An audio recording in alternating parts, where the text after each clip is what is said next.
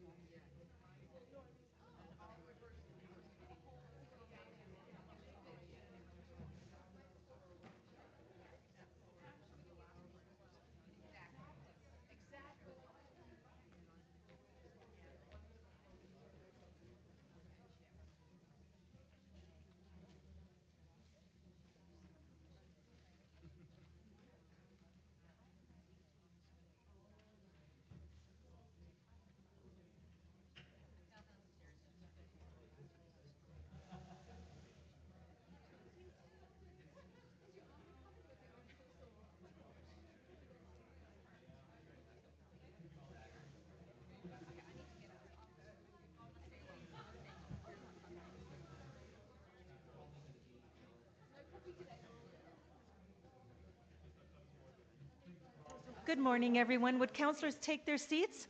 We have quorum.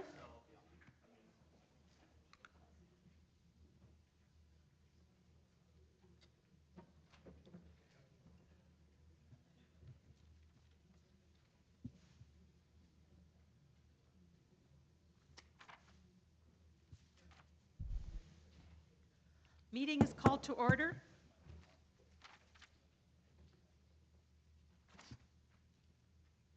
Are there any declarations of interest under the Municipal Conflict of Interest Act? I'm passing the gavel to John Fillion. I'm declaring an interest in item 22.2 and 22.4. They are both located on Erskine Avenue because my husband and I own property in the immediate area. Are there any other, taking the gavel back? Councillor? An interest? Conflict on 22.18 traffic calming on Elm Road, beside my house. 18, traffic calming on Elm Road. Okay, noted. Anyone else? Okay, I need a mover to confirm the minutes of April the 4th of this year. Councillor Cole? All in favor? Opposed? Carried. Scheduled items are 1, 2, 3, 4, 5, 26, 27, 28, 29, 30, 31 to 41. So if you'll turn to item 6, please.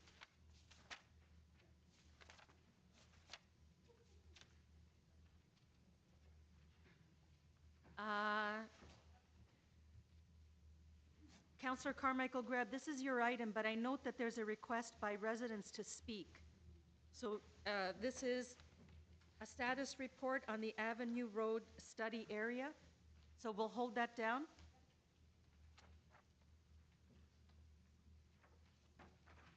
Item 7, preliminary report, the OP amendment and zoning bylaw amendment and rental housing demolition and conversion application for Shepherd Avenue West, numbers 847 to 873. We'll hold that down. There's a request to speak. Item 8, in Ward 15, preliminary report for 3019 Dufferin Street. Madam Chair, I have a motion to extend the notice area. I don't know if clerks has that or not.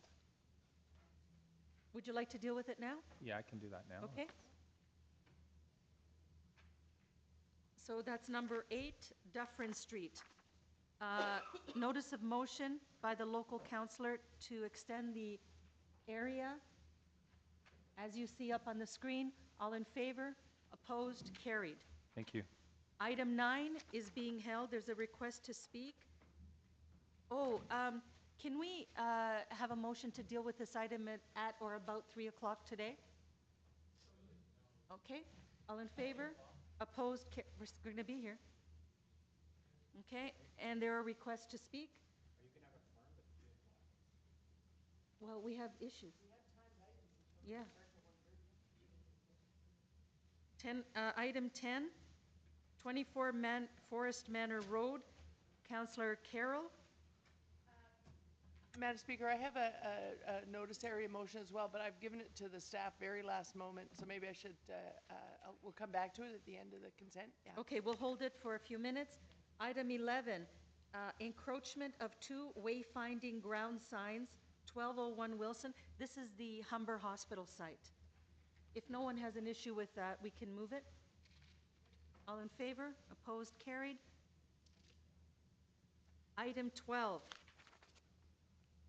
parking prohibition on VT Street. This is a new street for the new subway. If no one has an issue with it, can we? Yes.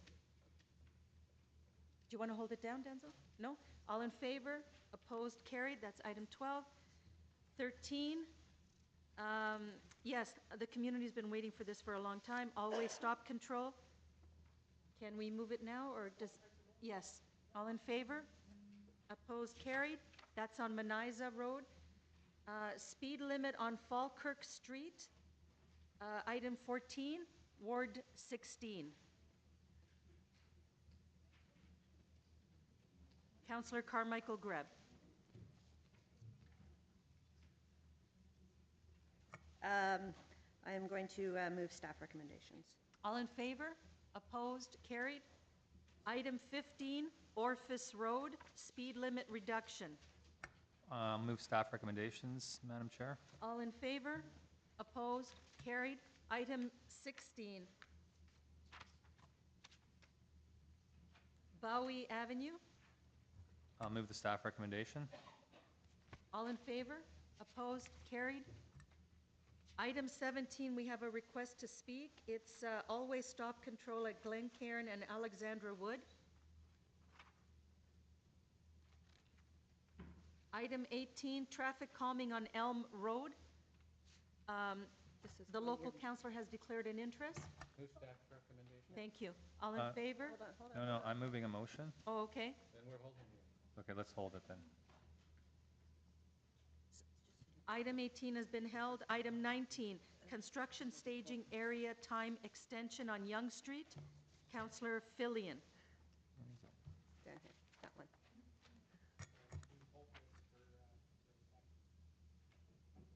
Item 19 is being held. Item 20, Lorraine Drive. 19, that's okay. Okay, 19, all in favor? Opposed? Carried. 20, Lorraine Drive, Councillor Fillion, parking prohibition. All in favor? Opposed? Carried. Item 21, Harrison Road, northbound U-turn prohibition. Councillor Robinson. Staff recommendations on that one. Thank you very much. All in favor? Opposed? Carried. Item 22, Laird Drive and Millwood Road, road alteration. Councillor Burnside. All in favor? Opposed? Carried. Item 23, Metrolinx Crosstown LRT, long-term temporary construction, traffic operations, and parking enhancements, amendments. Ward 15, Councillor Cole. Could we just hold that? I'm just drafting a motion to add to it. Councillor item 23 is being held. Item 24, Allmore Avenue parking restrictions being held for Councillor Pasternak. Item 25, endorsement of liquor licensing purposes. Councillor Robinson. Is that mine, Madam Chair? Yes. Party motion.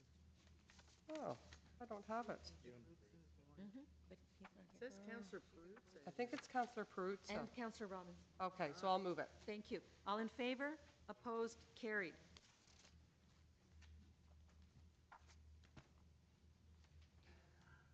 We'll go to item 1, 9:45 public hearing. Permanent closure to vehicular traffic, the east-west portion of the public lane at the rear of 179 to 181 Shepherd Avenue East. Is there anyone here who would like to speak on this item? No one is here who wants to speak on this item? Councillor Fillion? Go ahead. Staff to the floor, please.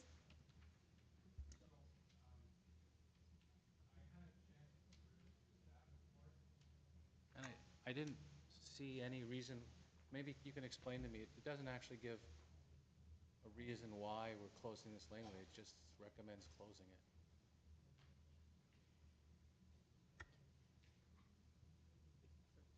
We were requested to report on closure of the laneway, and essentially there's no objections to closing it. But it's a different question that I'm asking. So you were requested by whom? We were requested by council, community council, to By report on community it. council, so I'm just curious, what happens once you close it? You're just putting a gate across it, right? Or sort of We would- barrier? So the half of the laneway is currently unapproved, so it's unimproved, so it's grass, and the other half is currently, I believe, paved and used. Really just vehicles are parked on there right now, so we would be blocking that off. So you're blocking that, so there won't be any vehicles behind there. But That's it's- So if you're not doing anything to it, it's just going to sit there doing nothing. That's correct. So does that mean that once you have a laneway that the city owns doing nothing, you would think that we'd sell it. The, I'm just trying to figure out long-term why exactly we're doing this. yeah, in this case, we're just closing it to vehicular traffic. In general, there is,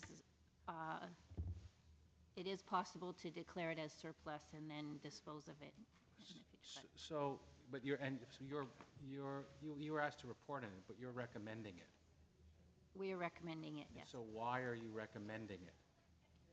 We're recommending because it was requested of us and we have no objections to it. We don't have a planned use for it right now, so. So you're recommending it for no other particular reason?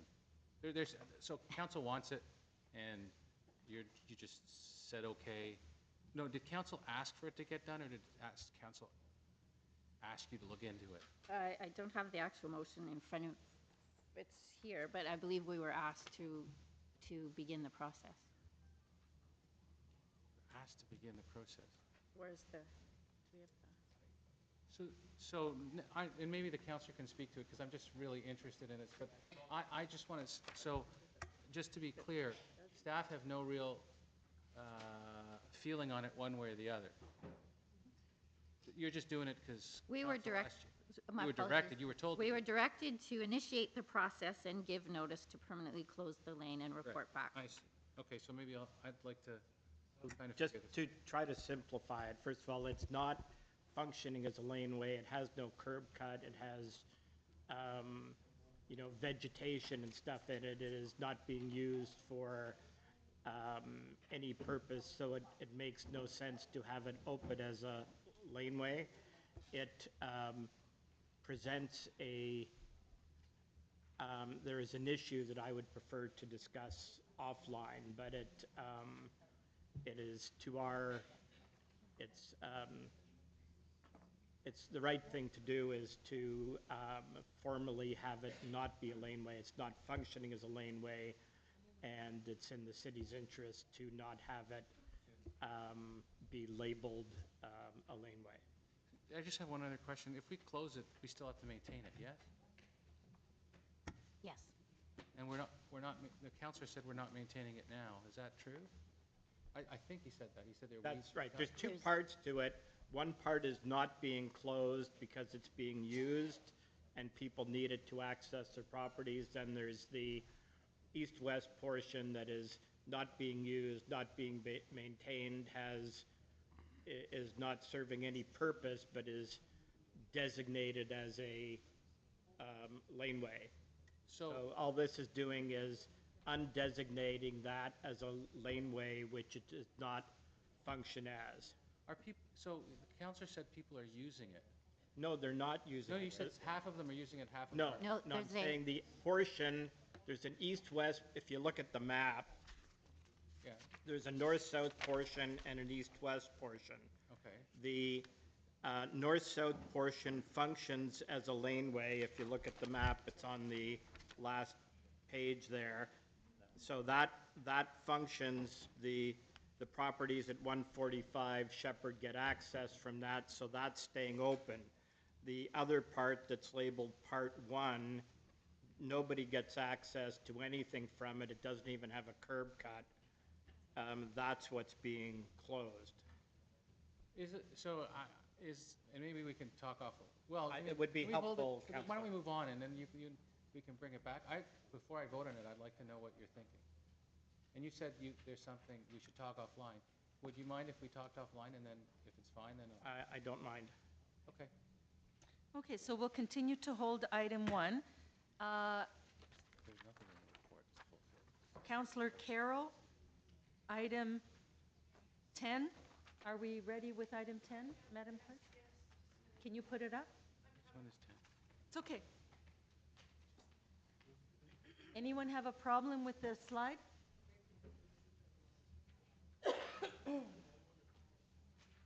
Okay, you like to move it? All in favor?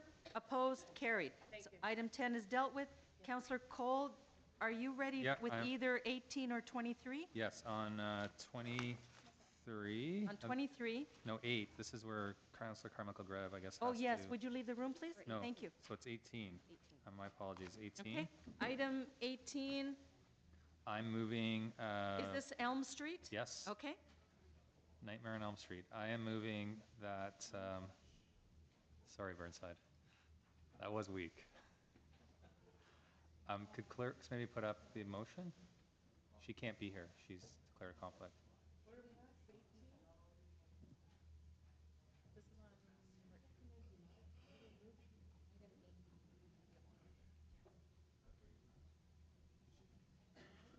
You have to tell Billy and come back in. Do you want me to read it? Hold on.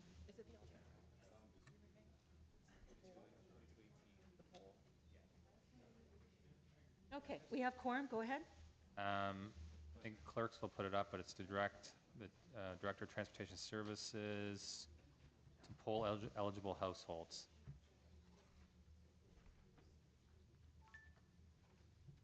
This is item 18 we're on.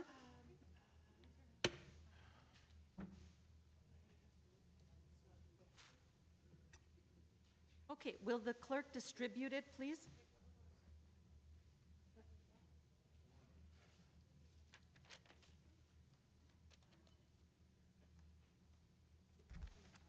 It's the alternate recommendation in the report. It would come back here? Yes, after the polling. It would still, no? No, it doesn't. Sorry, I'm moving this on behalf of a colleague, so. Okay. Would So you if like the it poll- If distributed? the poll is favorable, then it goes ahead. So it's just, Okay, so it'll be distributed then. And item 23? if clerks have that motion on 23, no, we're holding 18. Yes.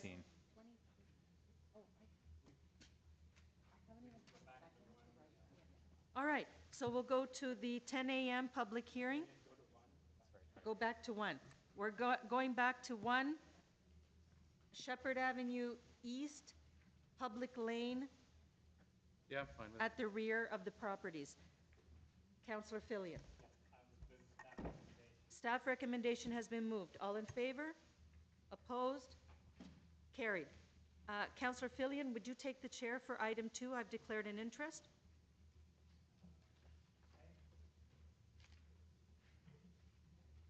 Yep.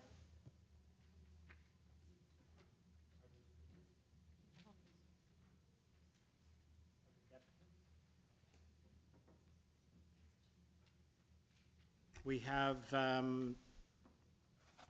one deputant listed on 22.2, Ronnie Bardwaj.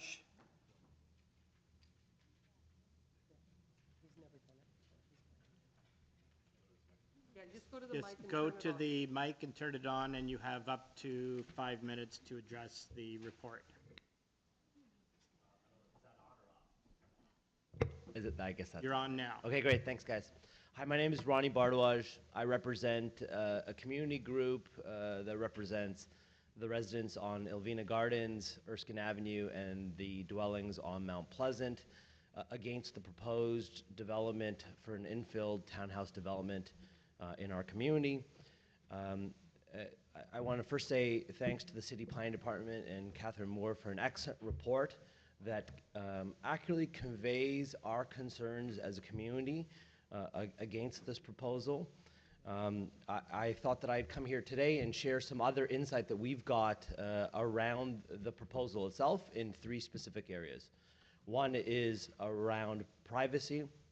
So the report accurately conveys that the height of the structure and the balconies and the massive size of the development in terms of the lot size will create sight lines that will affect neighboring residents.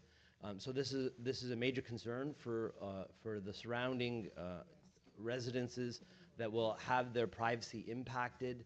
As well, what may not be there disclosed in the report is that the laneway will create traffic behind the dwellings on Mount Pleasant. As well, the garage door will create quite a bit of noise disruption that will affect the neighboring residents as well. From a health and safety perspective, there are 2 things to highlight. One is around the traffic. So I know there's a traffic study that's being re-requested, but what is important to say is the corner of Mount Pleasant and Elvina Gardens has a childcare facility and also has an exit for a plaza. So it ends up being a bit of a hot corner, and if you think about it, there's also all of the morning rush hour traffic that occurs there as well. So you have a number of cars that mistakenly think they can bypass Broadway, speeding down there, down the street. Something has happened with your microphone. Is that better? Yes. It might be a faulty mic here. So you have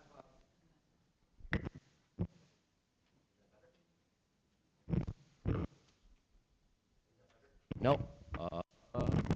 Hello? I keep We're sorry if we're having technical problems. It's not you. Is it all right? Okay. So anyways, on this corner, we've got a childcare facility as well as a plaza, and we have quite a bit of traffic that comes from Mount Pleasant during rush hour traffic. So if you combine that with parents dropping their kids off that go to the high school nearby, residents and that are backing out of their driveways and a new driveway, that specific corner ends up being potentially an endangerment to all of those little children that have just appeared. So from when the study occurred and was created, it may not have considered the fact that that childcare facility has introduced numerous little children in addition to what was there before. So that is one concern. The secondary concern around health and safety is around garbage. If you look at the proposal with the lack of driveways that are street facing, there is not an adequate provision for garbage, recycling bins, green bins.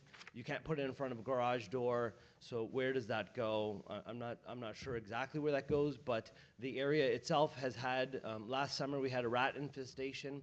And I'll say infestation, I can quantify it, I suppose, by how many rats were found, but garbage is definitely garbage collection and storage is definitely a health and safety concern for the neighborhood. The last area that I wanted to highlight, the report does an excellent job of talking about the fit for the neighborhood and how the structure isn't in the style of either the lot style or in terms of size and fit for the neighborhood. But I wanted to take one specific sentence from that report from the perspective of people that are going to buy those houses, that they're going to be removed from the realm of the public. And if you think that these are going to be new members of our community that are now isolated away from our community, their children can't go to the same schools as our children, that they are going to be insulated away and not a part of our community, but actually inside of our community, that they may be ostracized from our community. And I think that wouldn't be in the interest of building strong, healthy communities in our neighborhood. Thank you very much. Thank you very much. Are there any questions of the speaker? Thank you very much. Thank you. Councillor Robinson? Yeah, I just want to ask a quick question to staff. I just got some very unfortunate news about this application that the developer has already made their way to the OMB to appeal it. My recollection is that we didn't even come to this body that we're sitting with today. We didn't even come to this body with a, what do you call those reports? Pre-hearing? Preliminary. Thank you, Councillor Carroll. A preliminary report because we rushed the public meeting so we could work within the 120 days. So my question to staff is, what is this? This is 120 days or the 180 days? Zoning versus the official plan. And just if you could speak to this application appeal that's now been made to the OMB. Through you, Mr. Chair, it's a rezoning application, so it's 120 days. So they appealed council's lack of decision within the 120-day period. We're at about 130 days since the application was submitted. But just to be clear, staff couldn't have rushed this application. Like literally, we set up the public meeting. We even went out and dropped flyers because we wanted to make sure everybody knew. It couldn't have been more rushed. This staff did an amazing job in pushing this through quickly. Would you agree with that comment? I would agree with that comment. Staff went above and beyond and pushed hard to get the flyers out, to let people know there was a meeting at the library at Yonge and Eglinton. We couldn't have done it faster because we didn't even we decided we're not going to even do a preliminary report. We're just going to get out to the community and get their input. And here we are with this report before us, and we've already got an appeal to the OMB.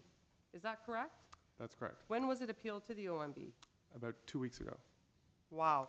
So was that on 121 days? They're in close to that date. So the cutoff is 120, and it was probably a 121, 122. Yeah, I'm not sure of the exact dates, but in and around that time. Okay, thank you very much. Should I speak on this? Yes. So thank you, Mr. Chair. I would like to place a motion that the lawyer just handed to me as I came into the room. So as you can imagine, this is a bit unsettling.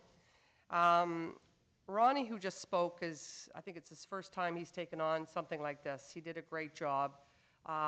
This neighborhood is not used to development because it's not zoned for growth.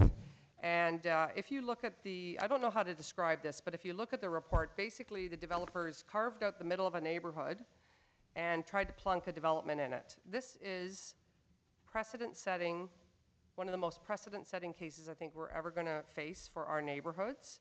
And I'm very pleased that staff fast-tracked this and wrote a great refusal report. I also want to thank Catherine Moore and Willie McRae for their exceptional work on this file. But I really am pleased to see the neighborhood mobilized. Ronnie has held a couple meetings, getting people together to talk about this and the impacts of this to the neighborhood. But here we are. I'm feeling I'm having a hard time articulating because I'm so upset to find out within days of the deadline coming up, we're already at the OMB. So unfortunately, I have to now place motions that the lawyer has handed me to ask for a directions report. I guess it's it is motions for direction. Depending on when this hearing is now scheduled, we have to be ready, and we are unable to really have a lot of influence because it's going to be made, this decision, by a provincial body called the OMB. I spent 3.5 hours with the residents of Carrington Place last night. 3.5 hours because of In on the Park, again, transforming with a 45-story tower plus 2 more. John Fisher School, which we're going to be hearing about shortly, again, a decision made by the OMB. 80% of my applications are going directly to the OMB, and we're not influencing them as the local councillors who are elected to do just that, to really define our cities and our neighborhoods. So I want to thank Ronnie and all the whole neighborhood who's been involved. We were very respectful today of just having one person come and speak because we were so happy for a few minutes that staff had opposed this precedent-setting, completely inappropriate, irresponsible development in an area that will completely destabilize a neighborhood and will start a trend that none of us want to see. And this area, I can't say it enough, has not been identified for growth. So thank you again to the OMB for basically ruining our neighborhoods. And thank you very much to the community. This is an amazing community that fought hard against this, worked with the planners. We have a great report in front of us that says this is a horrible development, and already we're at the OMB. So I'd like your support in fighting this, and the motions are on the screen. Any speakers? If not, all those in favor? Opposed? That's carried. Pass you back the chair. The gavel? There's the gavel. Do you have my green sheets? Oh. Are these yours?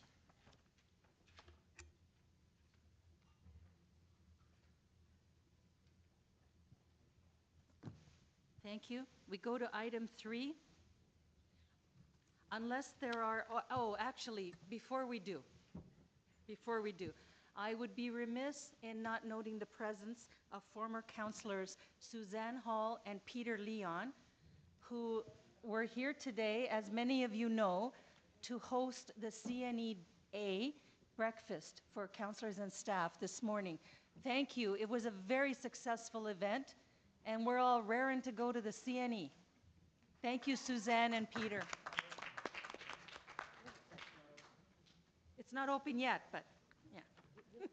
Madam Chair, Yes. do you want me to move that motion Yes. with 23, item 23? Or? Are people ready to deal with item 23? And I can also try Councillor Carmichael's Grebs again, but Okay, so item 23 first. It is item number 23 is the parking. Metrolinx Eglinton Crosstown LRT temporary construction. It's Any questions on it? parking changes, and I have an amendment to Okay, it. go ahead. I'll read it. That North York Community Council Director of Transportation Services, in consultation with Metrolinx, review alternate plans for construction, staging, and laydown areas at Oakwood Station, and report back to the June 13th, 2017 meeting of the North York Community Council. So moving all the staff recommendations and adding that as a 15th item, in essence. All in favor? Opposed? Carried. 18, has it been distributed? 18 has been distributed. Have people read it? Shelley?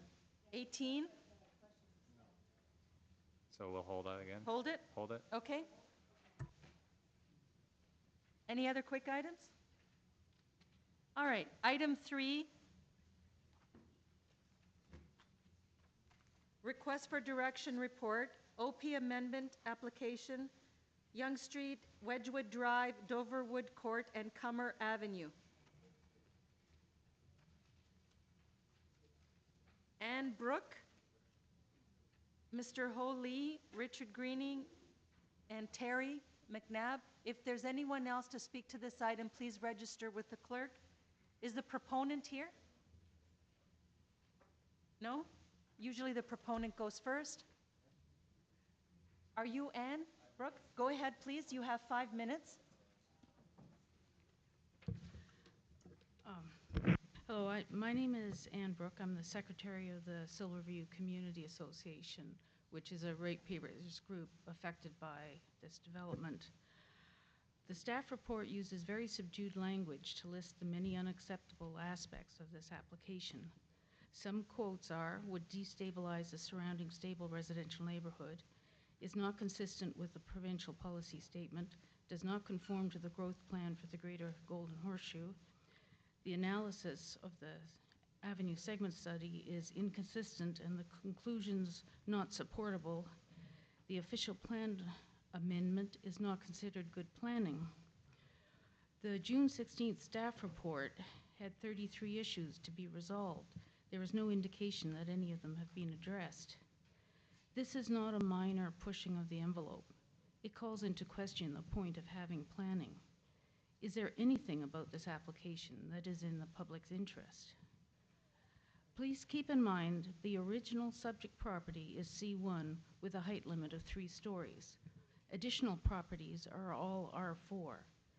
The Avenue's designations allows mid-rise buildings with a maximum height of 10 stories. The 2010 version, which for some reason is still active, is 14 stories, 371 units, and a density of 3.85. From the start, it was too big for the site. Now they are presenting a mishmash of 2 projects. One was a project of 4 towers, up to 43 stories, 1,542 units, and a density of 5.92. The other is the official plan amendment in front of you, adding 3 more towers and a 2-story building, some or all not on land they own. This is a pretty hefty intensification, and it's not even in an urban growth center.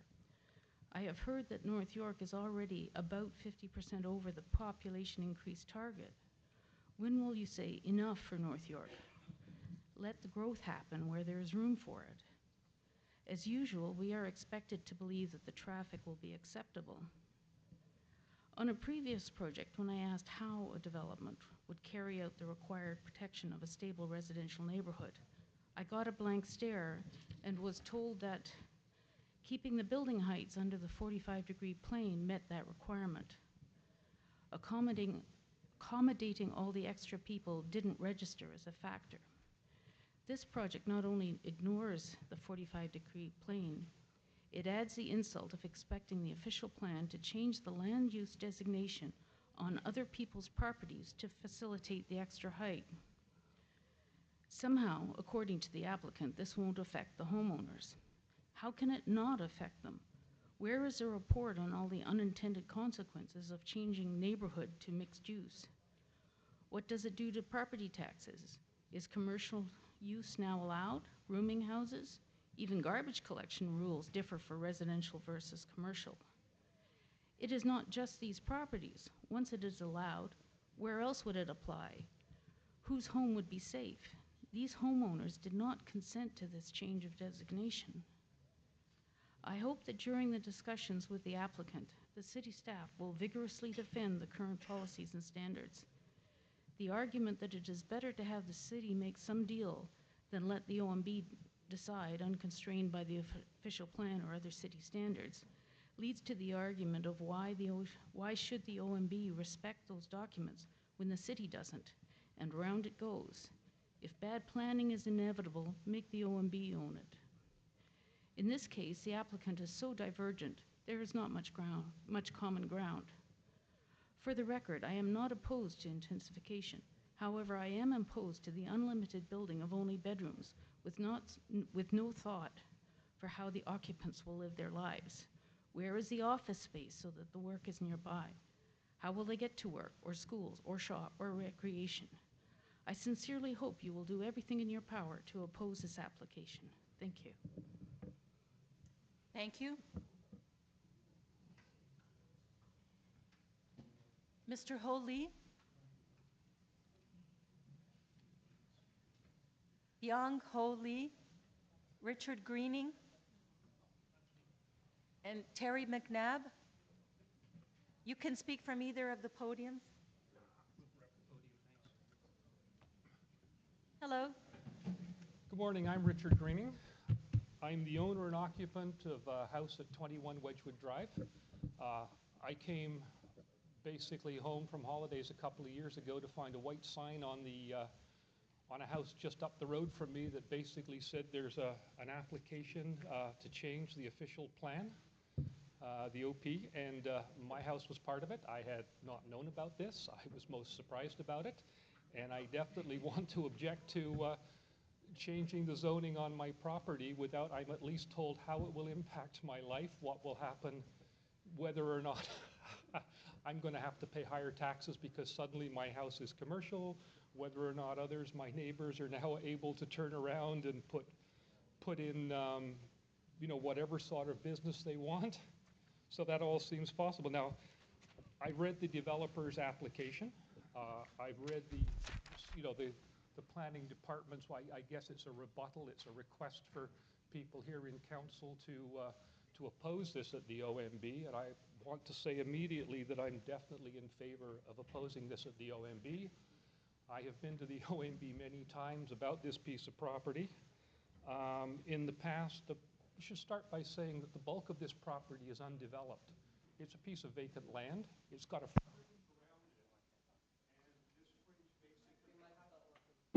and this fringe basically obscures the views of the public of this. But the property has been tested for years, and of course the neighbors, myself, and everybody I've spoken to, we definitely support cleaning it up and putting something appropriate in there. Now, in the past, in 2000 sorry, is that okay?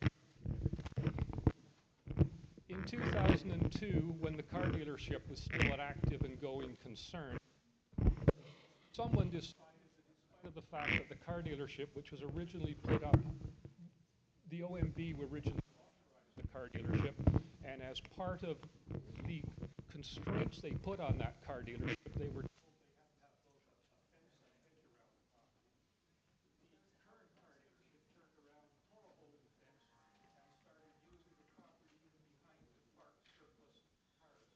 It took my neighbors and I, and we'll hear from one of them in a few minutes, I think, it took us 3 years to get those illegal cars.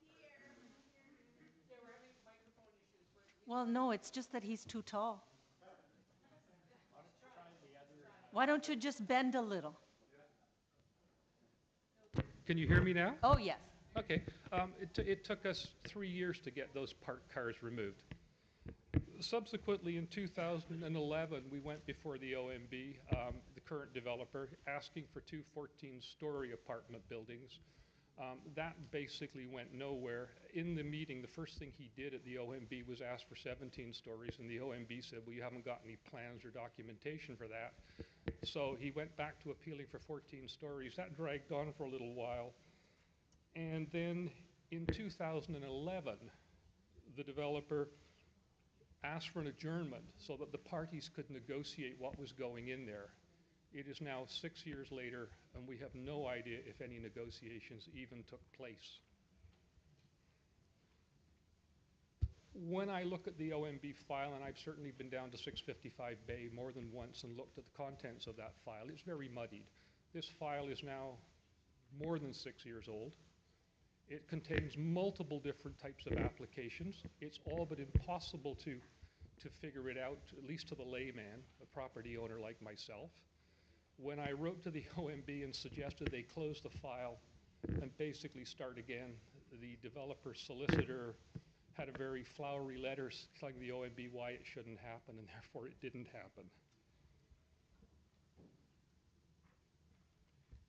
The official plan, that's the part that really concerns me, changes to that, because not only do I not want to be surrounded by commercial, I really don't know what it means to me as a homeowner. As I said, at the moment, front and back, side and side, I'm surrounded at the moment by R4, and there's houses there, except for a little bit of stuff that's undeveloped.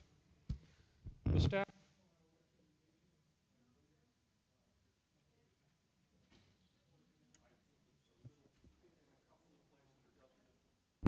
doesn't address all of my issues. I am particularly concerned about the shadows. Inside both the developer's application and mentioned in the staff report are shadows. When I look at what's a very hard to read shadow study inside what the developers provided, it appears to be that I get 3 hours a day of additional shadow over my complete property. It's not just encroaching on my backyard, it's there completely. And at the same time, I find that other residential properties will be even more severely impacted than I am. And one thing I would really like to find out is what the shadow laws are in the city of Toronto. I note that the city of Mississauga has a well-defined shadows policy, but I can't find one for the city of Toronto. Thank you, sir. Thank you very much. Oh, sorry. Terry McNabb is the last speaker I have.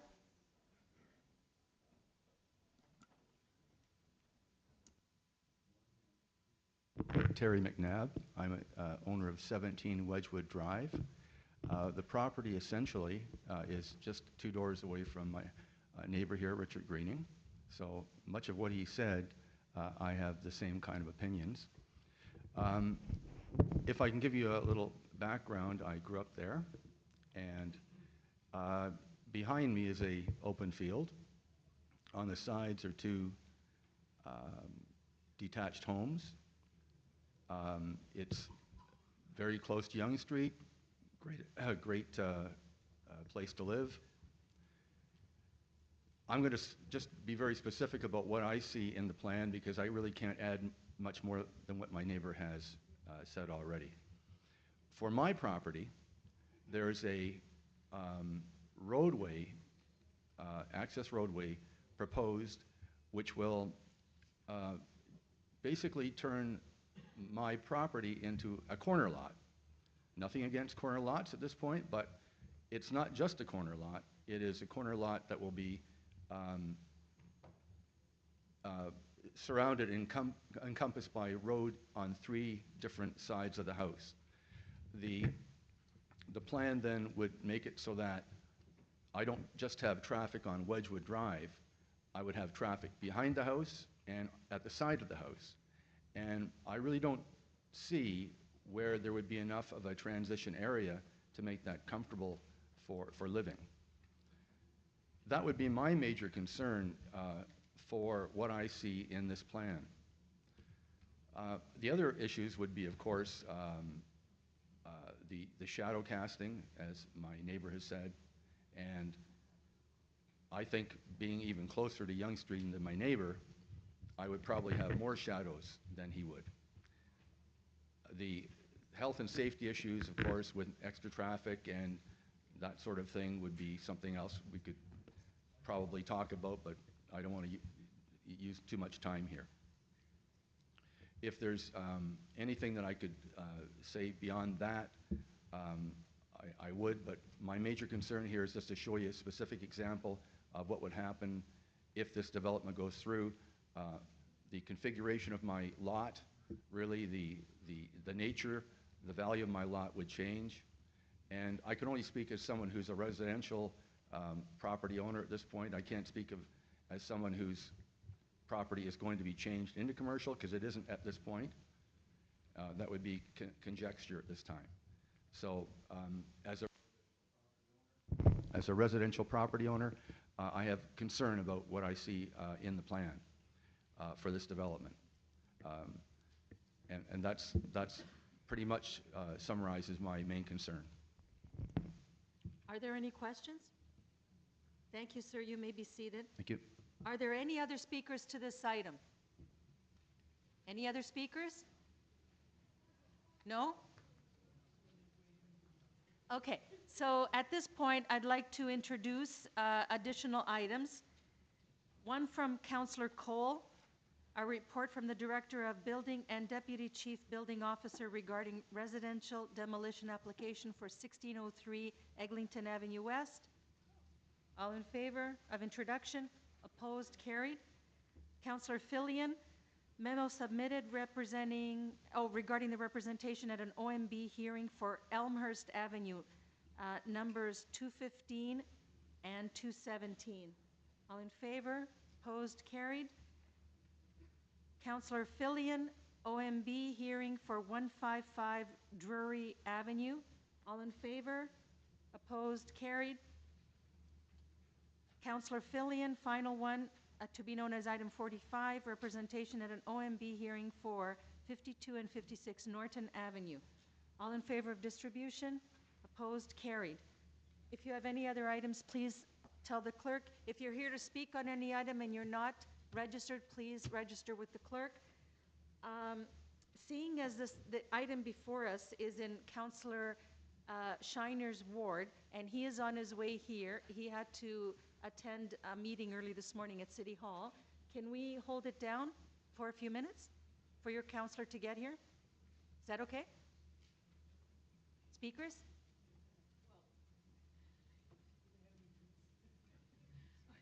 Okay, just nod. It's not okay? You don't want to wait for your councillor? Okay. So, are there any quick items to rid ourselves of this morning? Any quick items?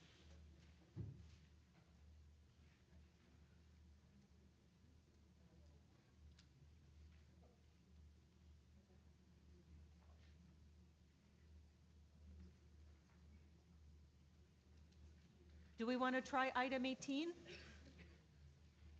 Item 18? It's being revised. Okay.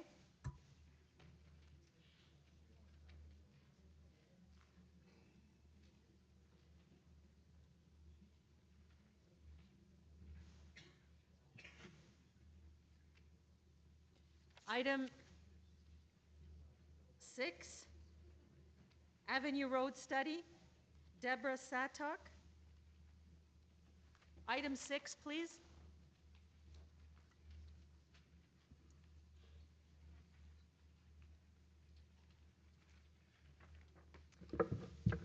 Good morning.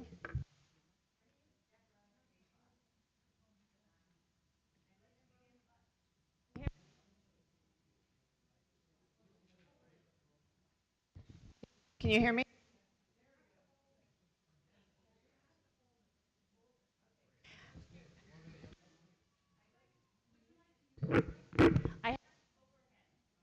So I need that.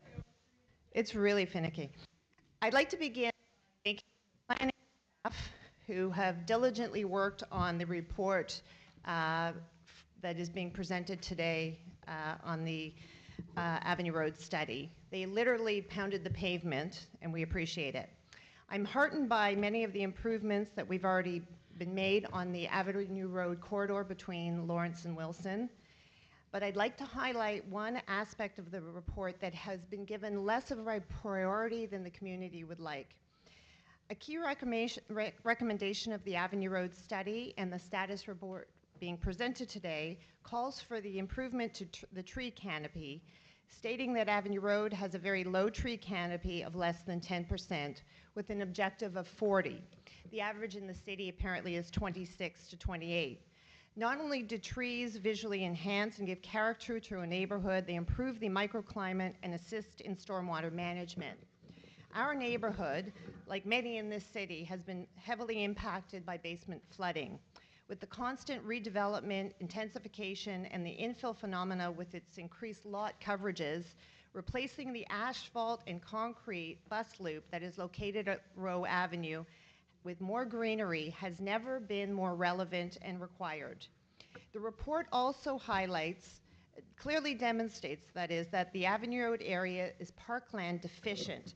And this is a report, I've circled the area, the red and pink indicate that we have a very, very low percentage of parkland. According to the Toronto Parks Plan from 2013 to 17, parks are an essential to making Toronto an attractive place to live, work, and visit. And it recognizes that a growing and increasingly diverse population means more users and competition for the limited use of park space.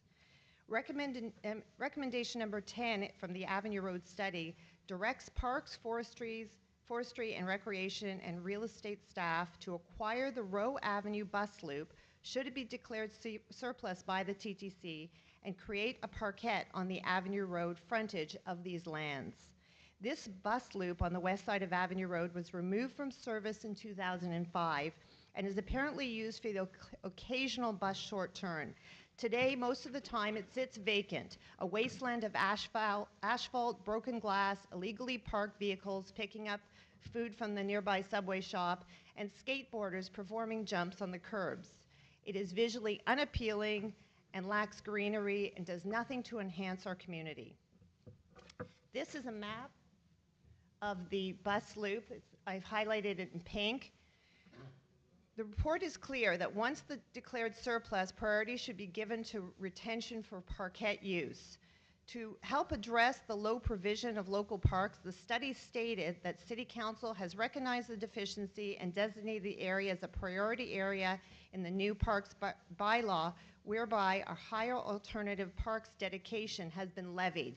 That should mean there's some money somewhere. Given that all other locations in the Avenue Road study identified as potential for parkland have now been deemed infeasible, the Rowe bus loop is the only site left in this Avenue Road corridor.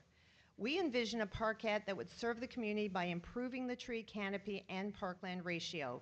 Its proximity to Avenue Road would enhance business interests and community lifestyle by providing a healthy environment to enjoy an ice cream or lunch, read a book, or take a break from the hustle and bustle of a busy day. The parkette would be an ideal location to host a summer's farmer market and would visually improve the Avenue Road corridor. But in order for this to happen, the TTC must declare the loop as surplus. Our Councillor Carmichael Grab has initiated a motion this past September to facilitate this outcome, though because of funding concerns, she has requested that the property be released to the Toronto Parking Authority.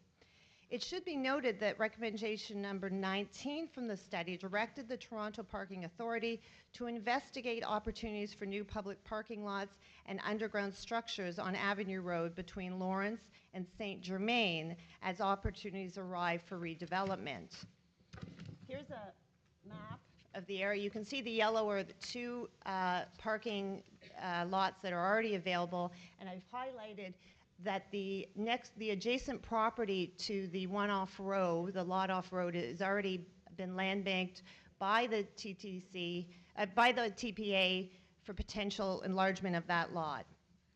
Wrap up, please. Wrap You're up, at your sorry. 5 minutes. Yes.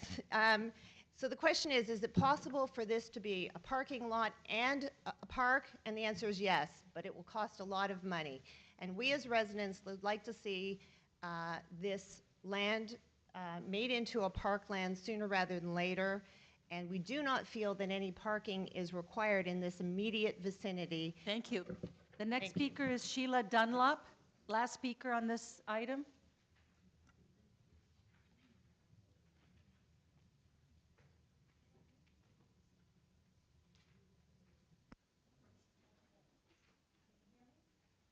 Would you like to go to that microphone?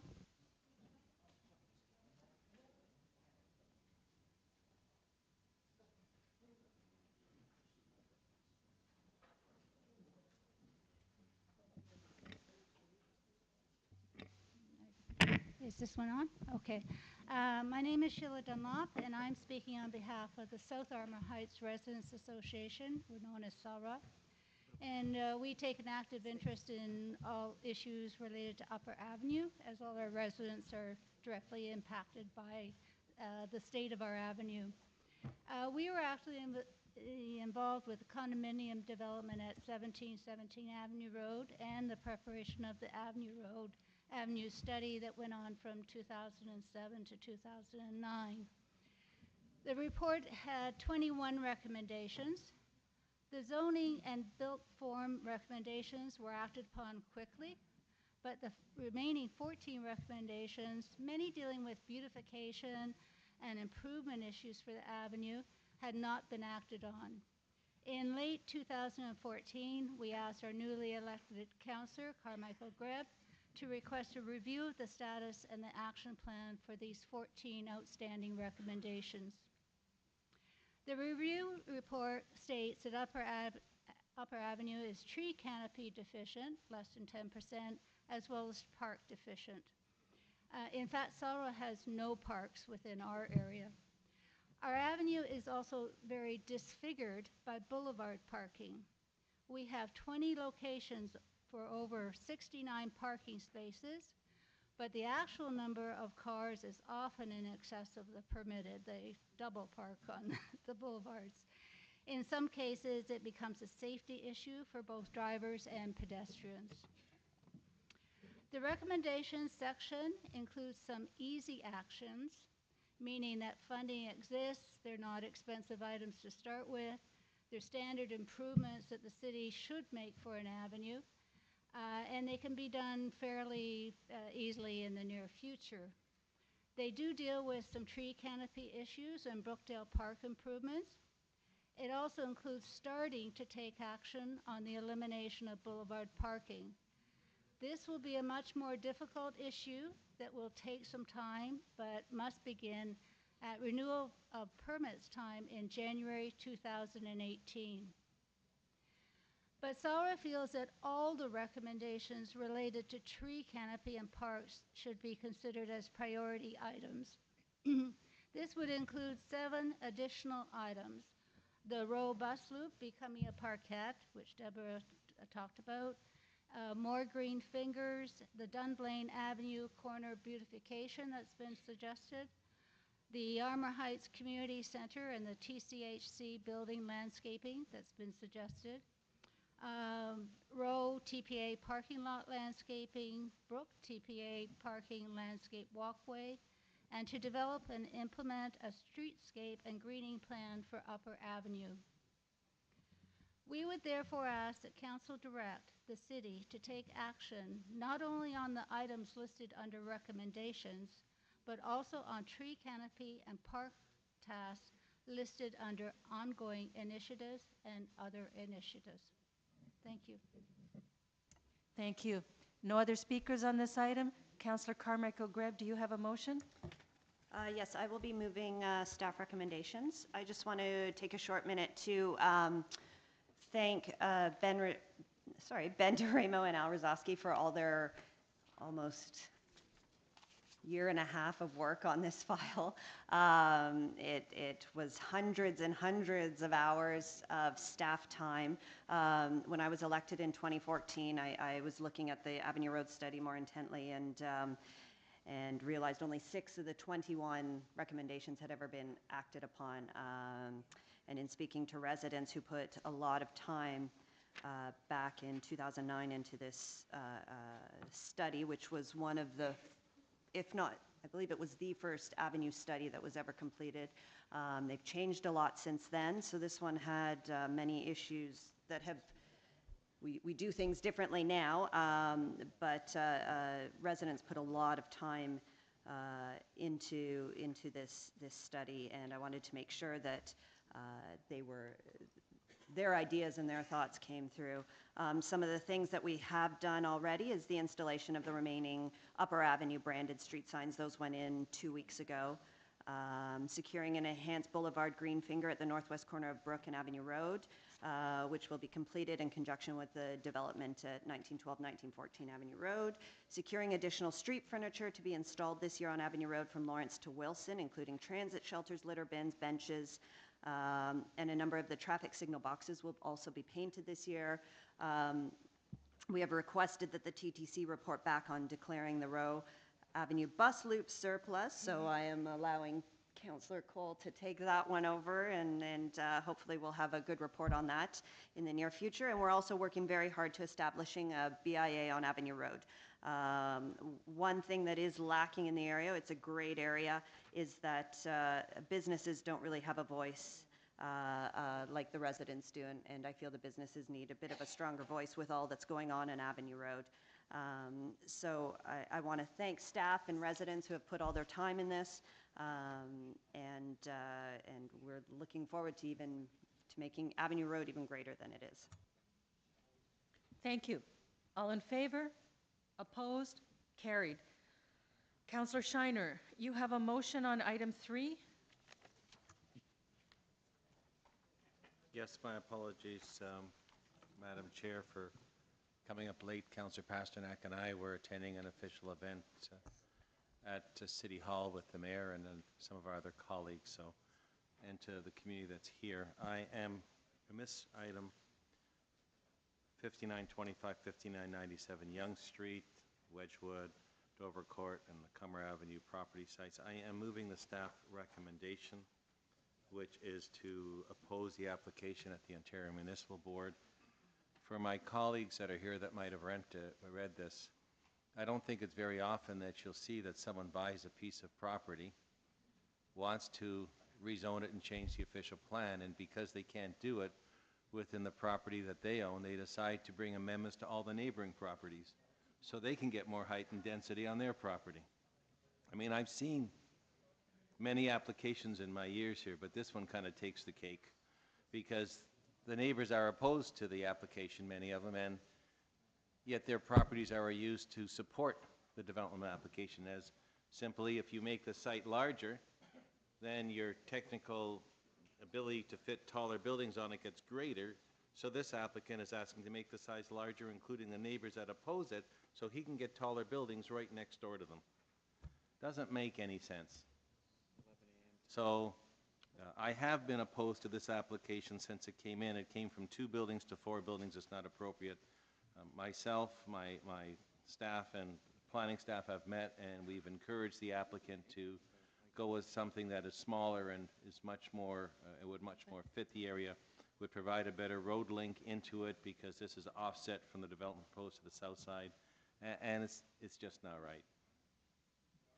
My only hope is that we either find a development that better fits the application, or if there is a hearing at the Ontario Municipal Board, there's some common sense there, and it'll prevail and not permit an application of this type. So for those of you that are opposed and have concerns, whether it's this application or others that you're here today, I would strongly recommend to you that you take the time to write to your provincial member and write to the Premier, as you have to keep hitting home the fact that planning that is reviewed at the city level should be allowed to be approved or refused at the city level, and all too often what we say doesn't matter because your provincially appointed members hide behind that 3-letter word, the OMB, and do nothing to try and help you out. And I say that because we have an official plan on the city. It permits substantial intensification, yet over and over again the folks behind me here from the planning staff are asked to make amendments to that to fit what someone else that owns the property wants. And that's not right.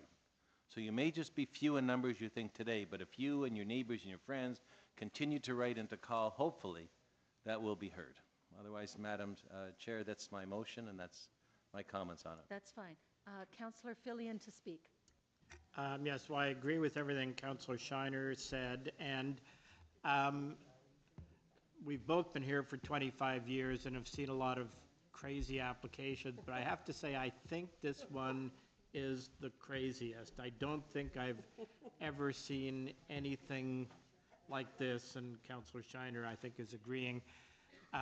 It is, and just to echo what Councillor Shiner was saying, the only reason that anybody would even in their wildest dreams come up with an application like this that is just like nuts, involves people's properties who don't want to be in the application, is because of the Ontario Municipal Board. I mean, there's no way this would ever get through your elected representatives, and I guess they figure, you know, what the heck, let's roll the dice and go to the OMB.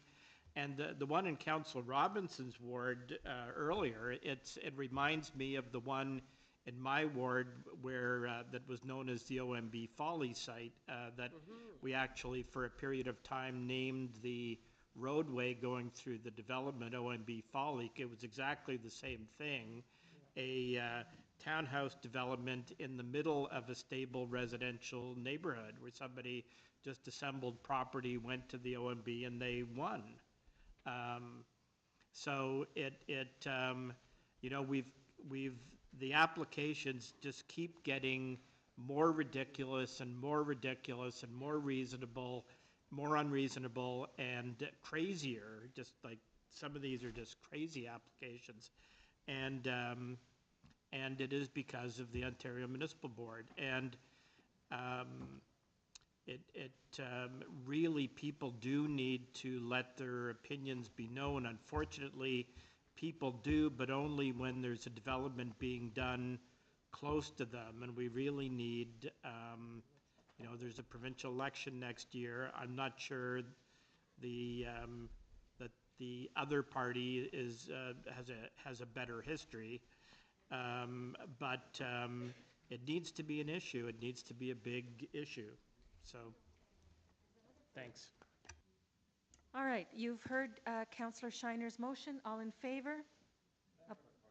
Okay, a recorded vote has been asked for on Councillor Shiner's motion. All in favor?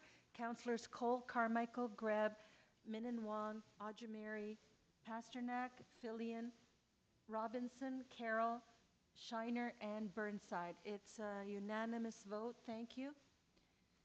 So we go to the 10:30 public hearing now. 22.4, final report OP and zoning amendment applications for 90 Eglinton Avenue West, 17 and 19 Henning Avenue. Would the proponent like to speak first? If not, we have a list. Are you the proponent, Adam? Do you have slides? I do. Okay, take care of the mic.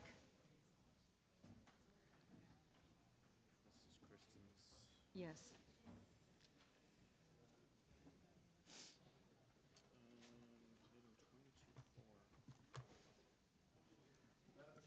I'm going to speak.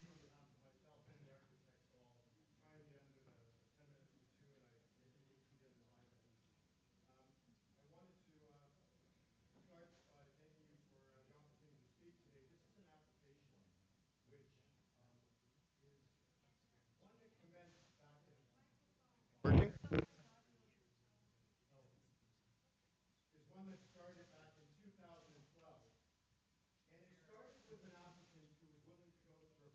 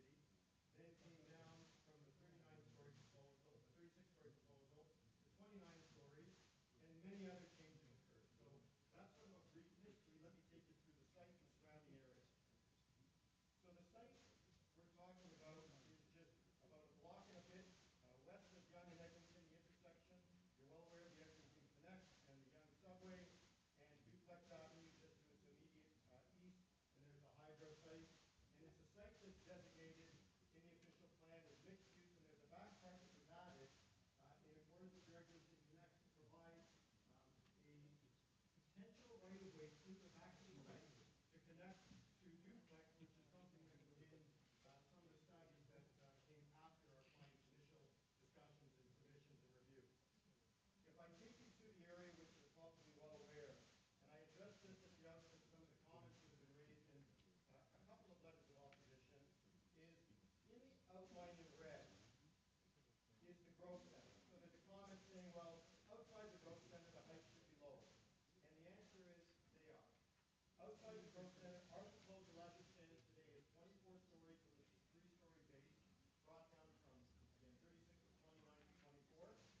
And this 24 stories recommended by staff today, not dissimilar to 20 stories recommended outside of the growth center, 28 to 27, again, approved by staff and council, 28 stories in downtown in the Toronto area, but in, hop, skip, and a jump to the site, the Archstop site, approved with a settlement with the applicant council and the community. So just to give you a context, at 24 stories, a lot lower than many of the approvals in the Young Eglinton corridor, up to 54, 58, 65, 49. So that goes to the height. In addition to the reduction in the height, outlined in blue on this plan are the reductions to the height and the massing of the development. I told you that there was a request to potentially, which we not potentially did, we actually did, acquire the semi-detached homes in the back and create the ability to implement the city's plan for a right-of-way through the duplex. So that's been done. By doing that, we also created a setback of 21 meters from the new lot line to the tower portion. We also created an increase in the setback at grade to 5 meters along both Eglinton Avenue, and again, we reduced the podium height as well as replacing office within this development. So that was a request that you'll see in green, where we have office development, residential, and retail at grade. So it's true mixed-use development, and we also designed the building so that all servicing is well screened from public view. This as well gives you more of a revision. Again, blue is the old, and then underneath you'll see the proposal. So the reduced height in terms of 29 to 24. On the Henning side, increasing the setback, increase the tower setback, reduce the podium height, and increase the setback from Eglinton. And just to give you a site plan for a minute, the site plan shows you Eglinton on the bottom, Henning, duplex, and Yonge to the east. This is the connection in terms of the right-of-way to be provided so that there could be a future connection based on the Eglinton Connect plan over to duplex. This shows you the widened sidewalk both on Eglinton and on Henning, and it shows you how, again, parking is all under the building, access through the right-of-way that we've created by acquiring those properties. In terms of the design, while there's other podium heights up and down Eglinton at higher heights, our client agreed to reduce the podium heights both on Henning and on Eglinton down to 3 stories. And again, this shows you the podium height that's created, and then a context plan which gives you, even looking at the immediate site, the approval across the duplex to the hydro site, showing the steps down to the building, and in terms of context of the total area, shows you the building in red, and again, the approval to the other heights as you get closer to the actual intersection, just to block this view. What I now wanted to put up was just a highlight of some of those changes. So we added additional land to the site, and again, the reason that it's been a 5-year process wasn't something that was easy to do. We created a landscape buffer on the north boundary, again, adjacent to the right-of-way that I spoke to you about. The overall building height was reduced from 29 to 24 stories. All balconies were removed from the east side of the tower to address staff concerns about separation distances. The depths of all balconies that remained were reduced. The height of the podium was reduced from 5 to 3 stories. The setback of the tower elements were increased. And again, I talked about the at-grade increased setbacks to create a pedestrian-friendly environment. The last one is an important one as well.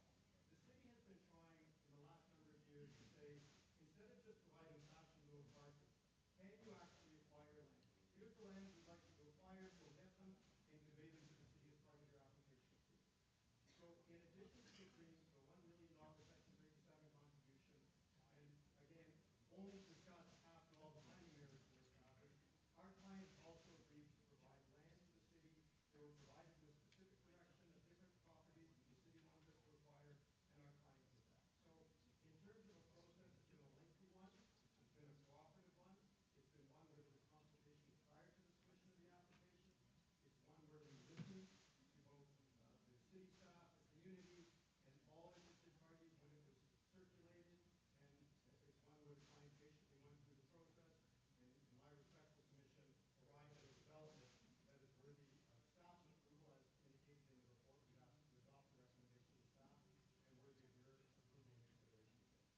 Okay, we have a question of you, Councillor Carroll. Yes, Madam Speaker, just a couple of questions. You're replacing the existing office parking that is there now, or the office square footage. We're about 50% of the office replacement that's there now. Overall, then, commercial and office, are you replacing all that is commercial square footage, or retail, or office? We have retail at grade, and then 50% of the office is replaced. Okay. And one of the things I don't see there is in the report is where are office folks parking now at this site? Currently, Is there parking provided? Underground, yes. Currently underground, and it will be underground as well with this proposal. But I'm looking at the short sheet and not a lot of office parking underneath. No, but what's happening, and again, I actually have a client in this instance who's probably one of the major office providers in the area, so they know the market well. They have a building east of Yonge and Eglinton, which is okay. office. Yeah. So they understand the market, they understand what they need. We have a number of parking spaces that are required, but they also can end up providing more if they need to. They understand this market probably better than most clients. Okay. And I'm interested, did we twist your arm to get 100 two-bedroom units, or is that the market telling us that people want two-bedroom units? It's both the city staff wanting to have larger units and the applicant responding. I think actually there is also a change in the market. Again, this is a client who not only acquires and develops, they've done it for years, but markets and sells. You don't always have that, so they understand the market. But definitely your staff have pushed, obviously, and they continue to do so to have more larger unit sizes. And Yeah. So the unit reduction is really a combination of reducing the mass of the building and going with larger units. Right. Okay. Thank you. 100 out of 227 is surprising. Are there any other questions of the applicant? Seeing none, we'll go to our list of community deputants. Tom Cohen, and then Andy Gort. If you'd like to speak from this mic, you may have better quality. Thank you. So, Madam Chair, councillors, I'm delighted to be up against Adam Brown with his fine pictures and his excellent presentation. I am chair of Eglinton Park Residents Association, which is the 9 square blocks in the northwest corner of Yonge and Eglinton. As we always say, we're not NIMBY. We cooperate in all sorts of good collaborations with developers and have been very happy with that. We remain adamantly opposed to this one, and we do so on a number of grounds. And because Adam Brown has shown you pictures, I think I can talk about it quite easily. The first one to talk about is the shock of the residents in Henning, who were not expecting the planners to come through positive. The street is reeling. The street has been worried for a great long time about that. You have to picture Henning as a cul-de-sac, a very intimate neighborhood of families who are very close to one another. And they feel in the loss of 2 houses and the way in which that loss happened that their neighborhood has actually been attacked as a social fabric. In the meantime, also, they lose sunlight for a short time, but they lose sky a great deal. This business of a separation does not stop the tower from really looming above them. Now, for history, a thing to watch is that when in 2014 this came to council in August, it came with a negative report from the planner saying mid-rise, mid-rise, mid-rise, and council sent it back with, at the last moment, a motion from Karen Stintz with the stipulation that it would not be mid-rise.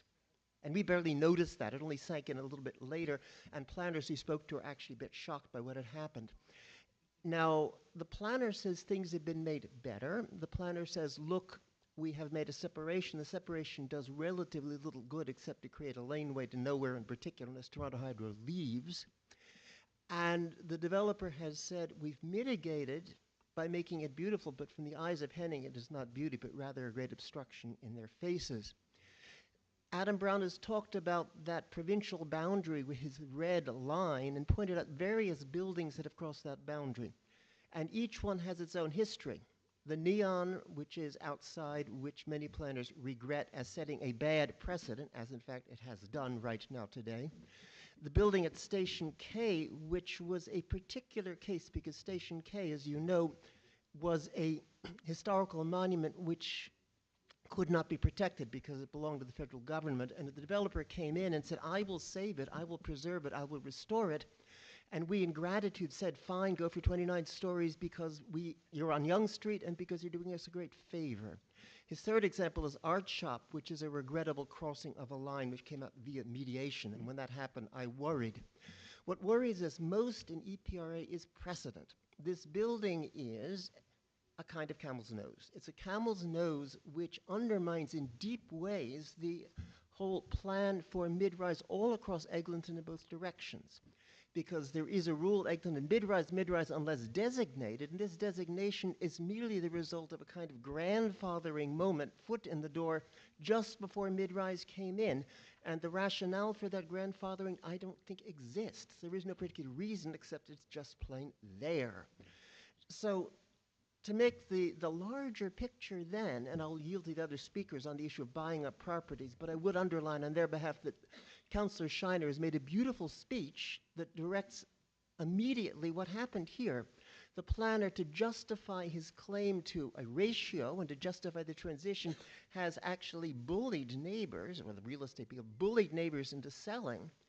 And neighbors who sold are now here to tell you how much they grieve and regret the fact that they sold, and how the house they wanted to live their last days in is now no longer theirs. So I'll stop on that point and yield to others.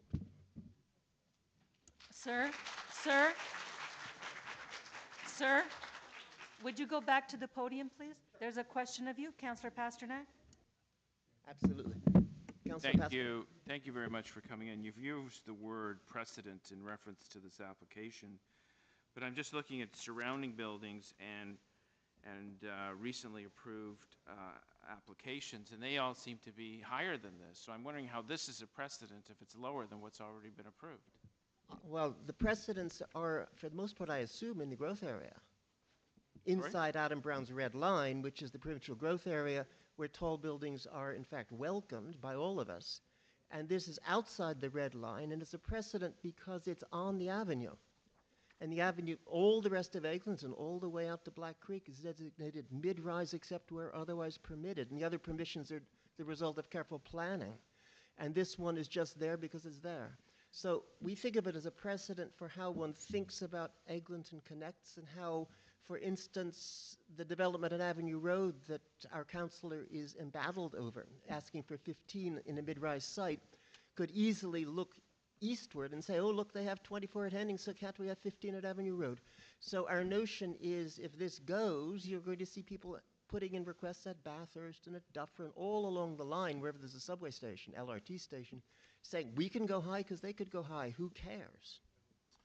Well, the Eglinton Crosstown is it's probably going to be a $7 billion project.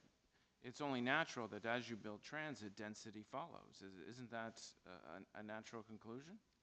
Well, I'm not going to speak for the planners. Obviously, density should follow. Obviously, mid-rise should grow. But whether your council and the planners can negotiate from a strong position when developers ask for a great deal of height at LRT stops might well be interconnected with this one here. My final question is, I'm sure you'll have opinions on where the $1 million in Section 37 to local recreational assets will go as part of this agreement. I'm sure you'll be meeting with your local councillor and community groups to see how that can benefit. Is that something you'd like to have a say on? Well, I'd say we're not for sale, and I'd say we shall see what happens. Okay, thank you very much. Thank you. The next speaker is Andy Gort. And after Andy, we have Joff Cattell.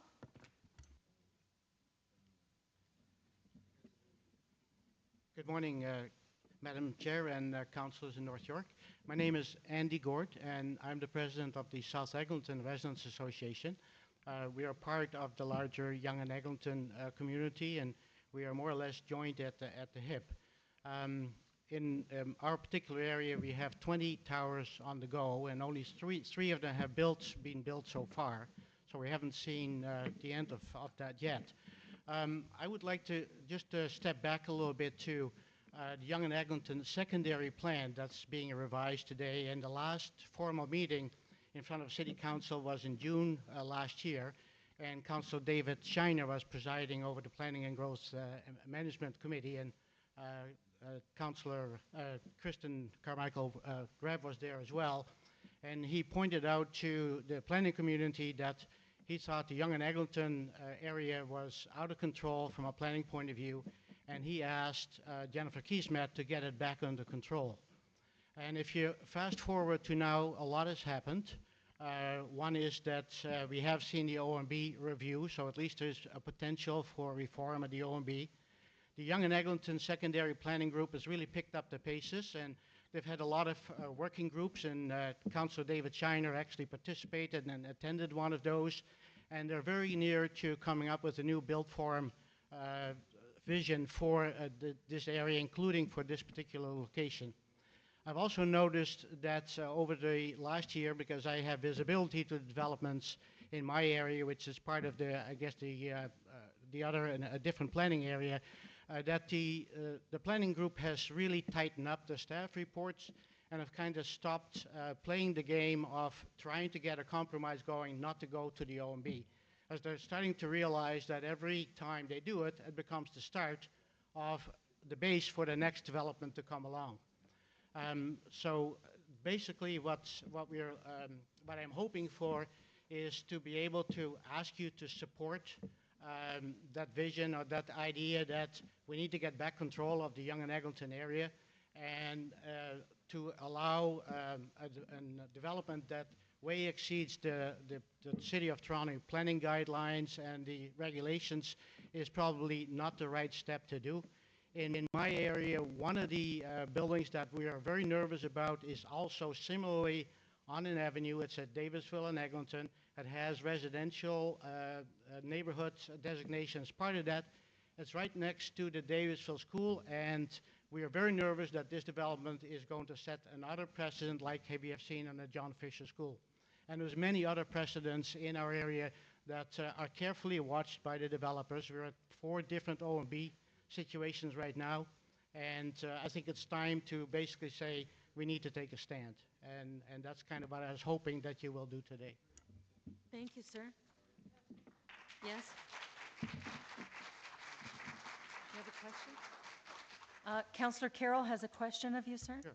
Just a quick question so I can map it while we're talking. You said there was another precedent-setting danger at Davisville and Eglinton. Yeah. So what is the, because that can't be the address. It's at 1951 Yonge Street, and it's right north. It's at the northeast corner of Davisville and Yonge, and it's right adjacent to the Davisville School. And the proposal there is for a 34 and 25-story 2 towers on that location, and it's also designated as avenue, and it has a portion of it that's designated as neighborhoods today. Mm-hmm. Okay, I'll have a look. Thank you. Mr. Cattell, you're next. And then I have 2 new speakers, David Stone and Carmen Rodriguez, and that would be the end of the speakers unless there's anyone else who registers with the clerk. Go ahead, sir. Madam Chair, members of council, I'm Jeff Cattell in this capacity of chair of the Federation of North Toronto Residents Associations. I would note that Tom as president of EPRA and Andy as president of SARA, myself representing the Federation. The point here is that this application is very significant, and it's bottom line is here we want you to uphold the planning, the plans that are in place and the plans that are developing, and not to allow encroachment into the neighborhood and abuse of the mid-rise guidelines that have been approved by council. The issue is that the North York Planning Report appears to be at variance from Toronto and East York's planning position in the case of 1674-1684 Bayview Avenue, which is also located in the Midtown in Focus planning study area. In that situation on Bayview, it also involved the acquisition by an applicant of neighborhood designated property adjacent to the avenue designated property. And in that case, the neighborhood designated property was not allowed to be used for the axial plane calculations. It will, and as Andy said, it will create a precedent for other development applications. It appears that North York Planning and Toronto and East York Planning districts are making different recommendations for what are fundamentally similar planning situations, but in different areas. This would be of concern in any case, but especially in this case where the two sites are in the same secondary plan area. Furthermore, we understand that the Midtown in Focus built form vision that includes the subject site will be publicly revealed on June the 3rd, Saturday, June the 3rd. In our opinion, the final report on this property should not proceed pending the public presentation of the built form vision findings, which include massing and height modeling based on all relevant planning parameters and constraints. Given these serious concerns about inconsistent application of city planning policy and the need to have full information available to the public, we request that North York Council defer this item at this meeting back to staff, or just refuse it right now. That would be fine with us as well. Thank you. Thank you.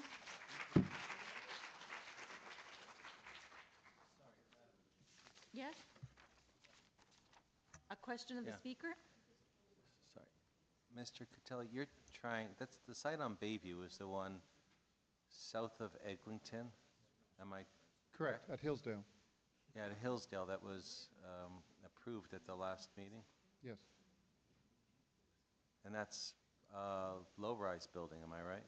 It's 8-story. Right. So I'm really trying to understand how you compare that portion of Bayview Avenue. Well, they're within the secondary plan study area. Yeah, but it's within influenced sorry, by the Eglinton Connects in the same fashion. No, And it's not. Can I ask my question? I don't understand how you can take a narrow street such as Bayview, which has a 2-lane road, minimum setbacks are mostly low-rise, and I didn't like the application even for the one that you're talking about on Bayview, and try and compare that area of Bayview Avenue to this area of Yonge and Eglinton, one of the most active areas in the city with 2 subway lines. And I say that in due respect, because I think that's what you and I oppose when an applicant comes in and sits on top of a building and takes a telescope and looks in one direction and sees what one person got, and takes a telescope and looks in another direction, sees what they have, and says, I should get it. And in this case, I kind of have the feeling you're taking a telescope and looking in those directions, which may be fair because the applicants sometimes do and do that, but in future, try and, if you could, from my perspective, can you give me something that's more related to the site that we're talking about? The issue is one of principle of acquiring lands outside of the mixed-use area. On Bayview, it was neighborhood, but into the neighborhood, single-family homes into the neighborhood, and encroaching and using those properties as for the axial plane calculation under the guidelines. It's the same issue here.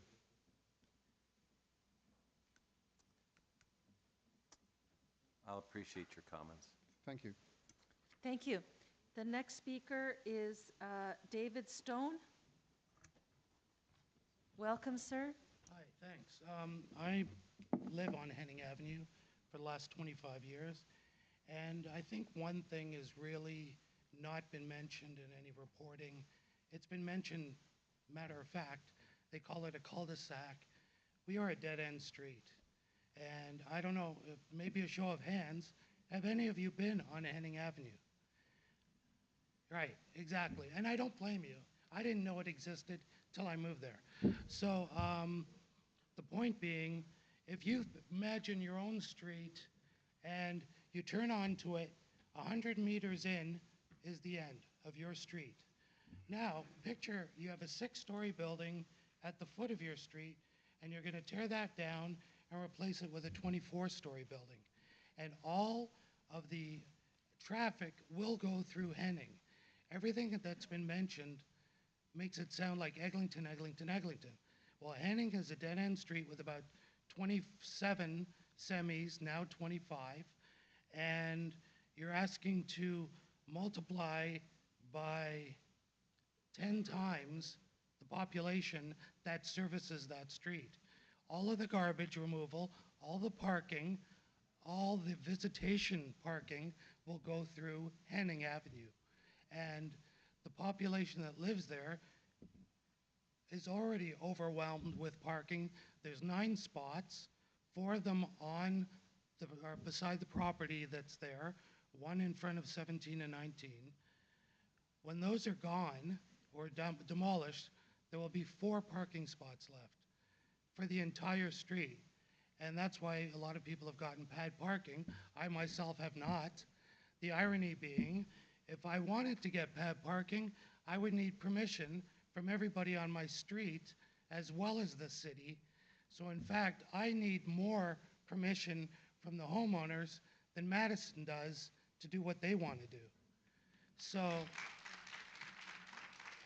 and I fear if this goes through, I will put in a request for pad parking, and I will be forced to get turned down by the city because we don't do pad parking anymore. And the other thing I wanted to mention, which I didn't know about until the report, is we are not a fringe community. We have lived here. I've lived 25 years. I've raised my kids here. Because we are a dead-end street, we have had the ability to teach our kids to ride bikes, to play baseball, to do football, to do everything that you don't get on Duplex or Edith because they are continuous. So we have that luxury, and we feel that that will go because of the large community, essentially 10 times the community moving into the foot of our street. So essentially, I feel sorry for the people who have kids now because they won't have the pleasures I did raising my kids on my street. Thank you.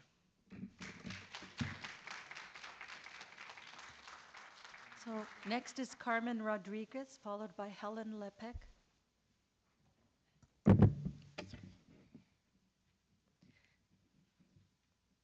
Hi, my name is Carmen Rodriguez, and this is my brother, Castiel Rodriguez. I moved to Henning Avenue when I was 4 years old. My brother moved when he was 2. We learned how to hop fences and play hide and seek. Seriously, I know every person on my street's name. They know mine. They know when I'm sick, they come over with soup. We know the needs of our community. I want to bring up the point of safety. I know everyone on my street, and as soon as you have a building, how are those kids supposed to know everyone?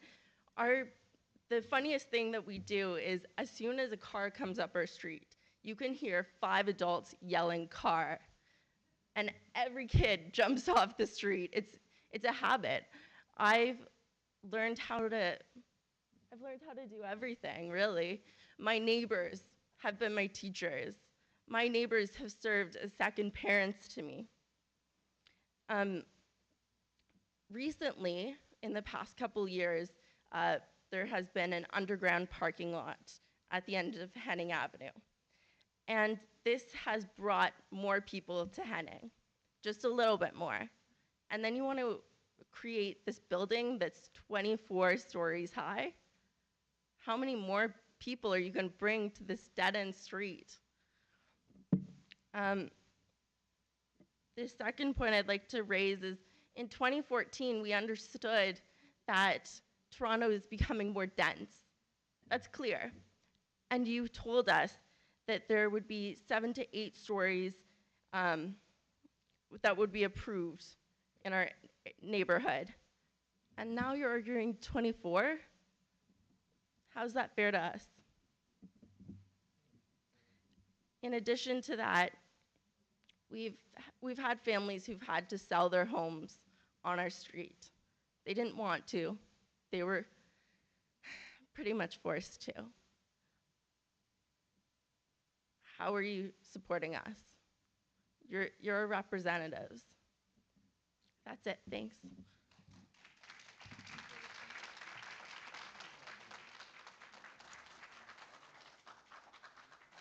Helen Lepek is the last speaker who is on my list.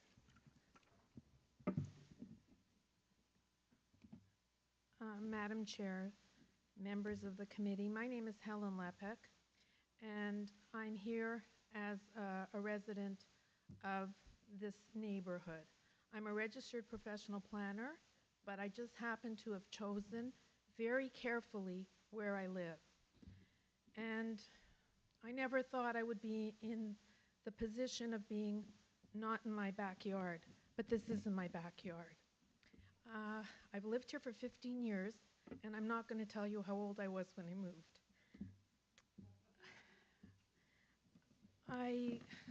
I'm disappointed in this development.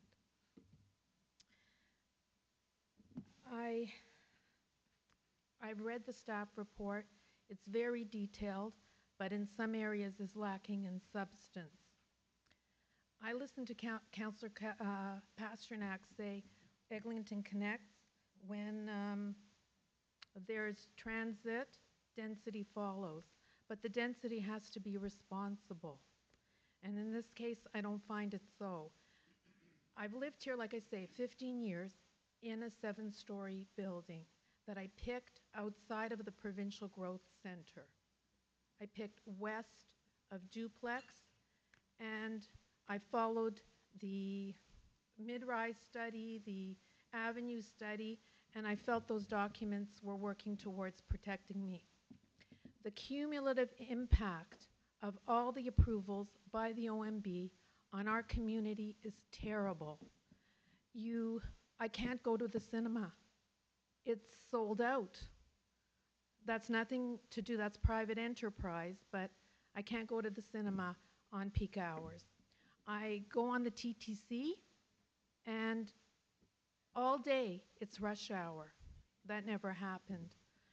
So there is a cumulative impact to this approval. I find the staff report seriously lacking in the community services and facilities studies. There's supposed to be 3 community centers here. There's only one, and it's going to be shut for 2 years. I mean, that will reopen before this building does, but it's hard to get into programs, almost impossible. It's getting harder and harder to live at Yonge and Eglinton. When another speaker said it's out of control, it is out of control. There's some phasing required here for us to understand how, as a provincial growth center, the population projected for the year 2031 was reached in 2011. So there's a serious problem here. And this is adding to the problem, and the $1 million won't help it. It'll just go into the city coffers and be diluted. We have to live there, and live there in a way that makes sense.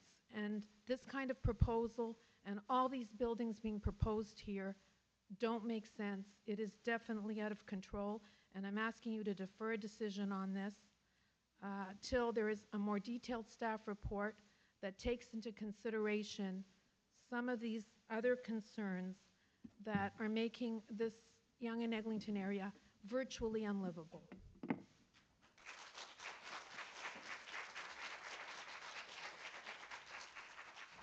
Thank you. That concludes our speakers list. Who would like to speak first? Councillor Carmichael Greb, would you bring staff to the floor? No? Okay, staff to the floor, please. Councillor Shiner, you have questions? Yes, Madam Speaker. So, of our planning staff, we have people concerned that we did an Eglinton Connect study, and it calls in that study for buildings of lower height. Why then on this site are you recommending a building with taller heights? Through you, Madam Chair, you're correct. The Eglinton Connect study in general encourages mid-rise buildings along an avenue.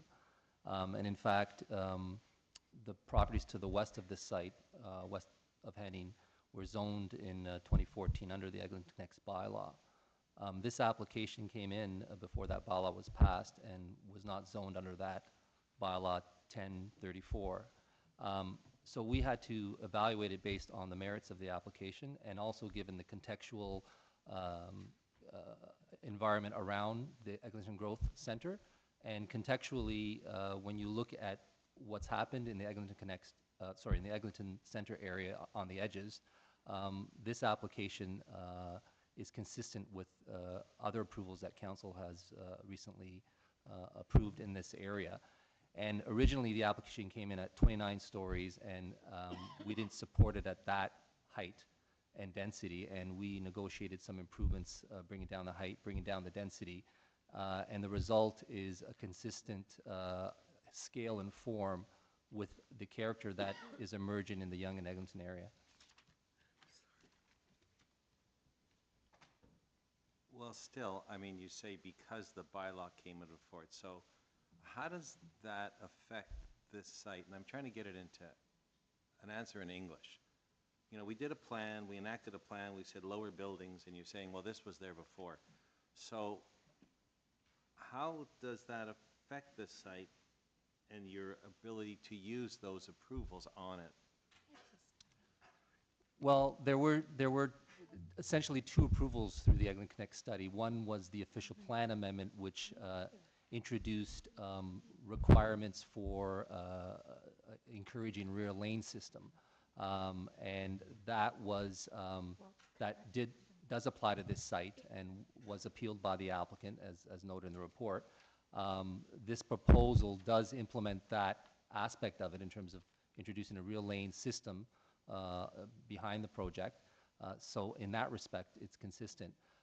With respect to the zoning, we got basically two, what I'd say, conflicting sort of directions. One was from Community Council here when the preliminary report came forward, and it specified that that we should continue the consultative process on this, recognizing that site is not a mid-rise site. However, pursuing reductions in height commensurate with the appropriate transition settled upon for other developments having a sensitive relationship to nearby low-density areas. So that was the direction on the preliminary report, and we've have in regard for that direction. But also when the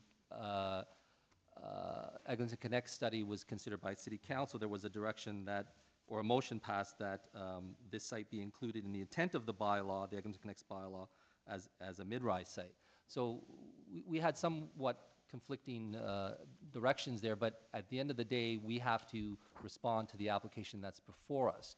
And after reviewing this thoroughly in terms of the context, in terms of infrastructure, in terms of the abilities of this site to support what's being proposed, and given the gradation of heights that are happening inside the center, Eglinton Center, and outside the center, we felt this is a consistent application and has merit. And although it is difficult in terms of, I can understand the concerns of the residents on Henning, that this changes the character somewhat of what they're used to there. I think it's an appropriate a change given what's happening in that area. I particularly want to point out there's a couple of applications that were recently approved and under construction just outside the center here. One is on Yonge and Hellendale, which has a similar transition to existing established neighborhood, and the other one's at Sudan and Yonge Street, which also has a similar context relationship with the established neighborhood. So we have to have regard for what is happening in the area contextually. So then the question goes, if you're having regard to what's happening in the area, the residents said, well, by permitting this 24-story building on this site, you'll be allowing that then and looking at it along the rest of Eglinton Avenue because it will be used as that example. How are you going to deal with the buildings as you go along the street where we're supposed to be lower height buildings if you're approving this one here at this height? Well, firstly, what's fundamental about this project is that it doesn't, after early morning, it doesn't shadow Eglinton Park to the northwest. And in fact, it only shadows Eglinton Park early in the morning, their parking lot, but not the park itself. So that's a fundamental principle that has to be adhered to for any project that happens along Eglinton Avenue West. And that was an emerging principle out of the Eglinton built form study that was presented to council A status report was sent to council last August. And further, the properties going west along Eglinton are actually zoned under the Eglinton Connects bylaw. So they were subject to the bylaw that was passed in 2014 that limits the height and density on those sites. So I guess in English, if someone applied for the site immediately to the east of this for the same application now, because it now is covered by the Eglinton Connects bylaw and because it's closer to the park, you'd be saying no? Well, we'd certainly have to weigh it against the fact that council turned its mind to those properties and actually zoned them under the Eglinton Connects bylaw. So that would have to be a clear and serious consideration when we review any application. But we'd also have to give some regard to what the application is and what merits it has given the context. Thank you. Councillor Fillion had questions? Yes, can Give you it go a over second. that conflicting finished? directions with me again, please? Through you, Madam Chair, it's outlined on page 4 of the report. And it says on that report, when the recommendations of phase 1 of the implementation report for the Eglinton Connects bylaw were adopted in August 2014, in addition, council passed a motion to have the subject site be included in the intent of the bylaw and the Eglinton Connect study as a mid-rise site. Also on August 12, 2014, North York Community Council considered the preliminary report for this application, 90 Eglinton, and in that direction it was staff should continue consultative process, recognizing that the site is not a mid-rise site, however, pursuing reductions in height and density commensurate with the appropriate transitions settled upon for other developments in the area. So just tell me I'm got jumbled up in there, and what's the conflict? Can you just state that clearly between said there was conflict in the directions staff were given. What were the two? Can you just clearly in very general terms, I think the one direction was to give some consideration that it is a tall building site, could be considered as a tall building site, and the other direction would be that it be considered a mid-rise site. And so I understand where the mid-rise came from. Where did the direction that it be considered as a tall building site come from? Well, you've asked for my sort of general interpretation of that. That would be the North York Community Council direction. Then, and how was that conveyed? Sorry? How did... As a motion. No. In the preliminary report? When the preliminary report was considered, sorry. So was it an additional motion, or was it what was... I think it was an additional motion. It wasn't staff's recommendation. Where did it come from? I think it was Councillor Stintz at the time. Okay. Because of the time, I'll just deal with one other aspect of this, which is the office replacement. Can you tell me roughly over the last 5 years the amount of residential development in the young Eglinton area versus commercial development? Through you, Madam Chair, I don't have the exact numbers, but I would say it's predominantly being residential. And so when we have a major center such as young Eglinton, would it not be our objective to have, and especially given the public transit connections, would it not be our objective to have as much commercial as possible? Absolutely. And we have a council position that there should be 100% office replacement on this site, but staff are recommending 50%. That's correct. So why would that be? Through you, Madam Chair, there is a distinct and clear constraint in terms of replacing office, 100% office on this site, given the context and the limitations on the height and density in the area. For us to replace it 100% would basically mean a sterilization of the property. In other words, not now allowed in any development or any residential. Because to replace 100% office and have some residential as well you would need to have higher heights and densities.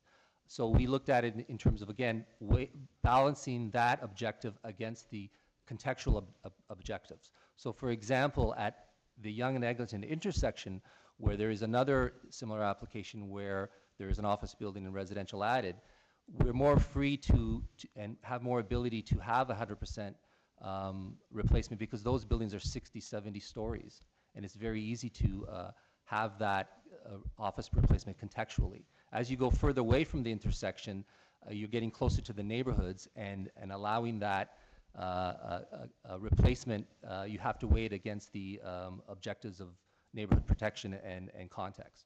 But why could we not have the same, if staff were going to recommend a building of this size, if they were, and they have, why would you, I don't understand why it would have to be any bigger if you insisted on office replacement.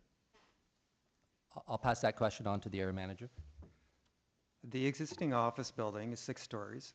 It has a 0 lot line to Henning. It has a 0 lot line to Eglinton.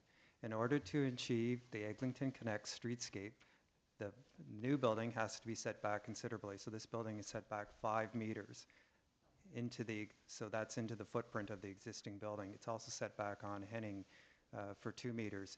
In addition, to achieve the rear laneway, if it was solely on the 90 Eglinton property, you'd be cutting into the footprint of the existing office building again.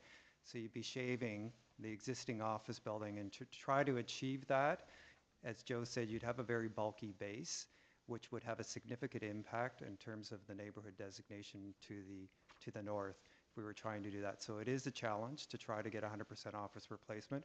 We did ask the applicant to look at other options like off-site office replacement. They could not achieve that. It would be desirable to get as much office replacement as possible on this particular site. We came to the conclusion that for this particular location, not being in the center, 50% was appropriate as an office replacement amount. Okay, so last question, sorry, because I'm just not getting something or I'm missing something.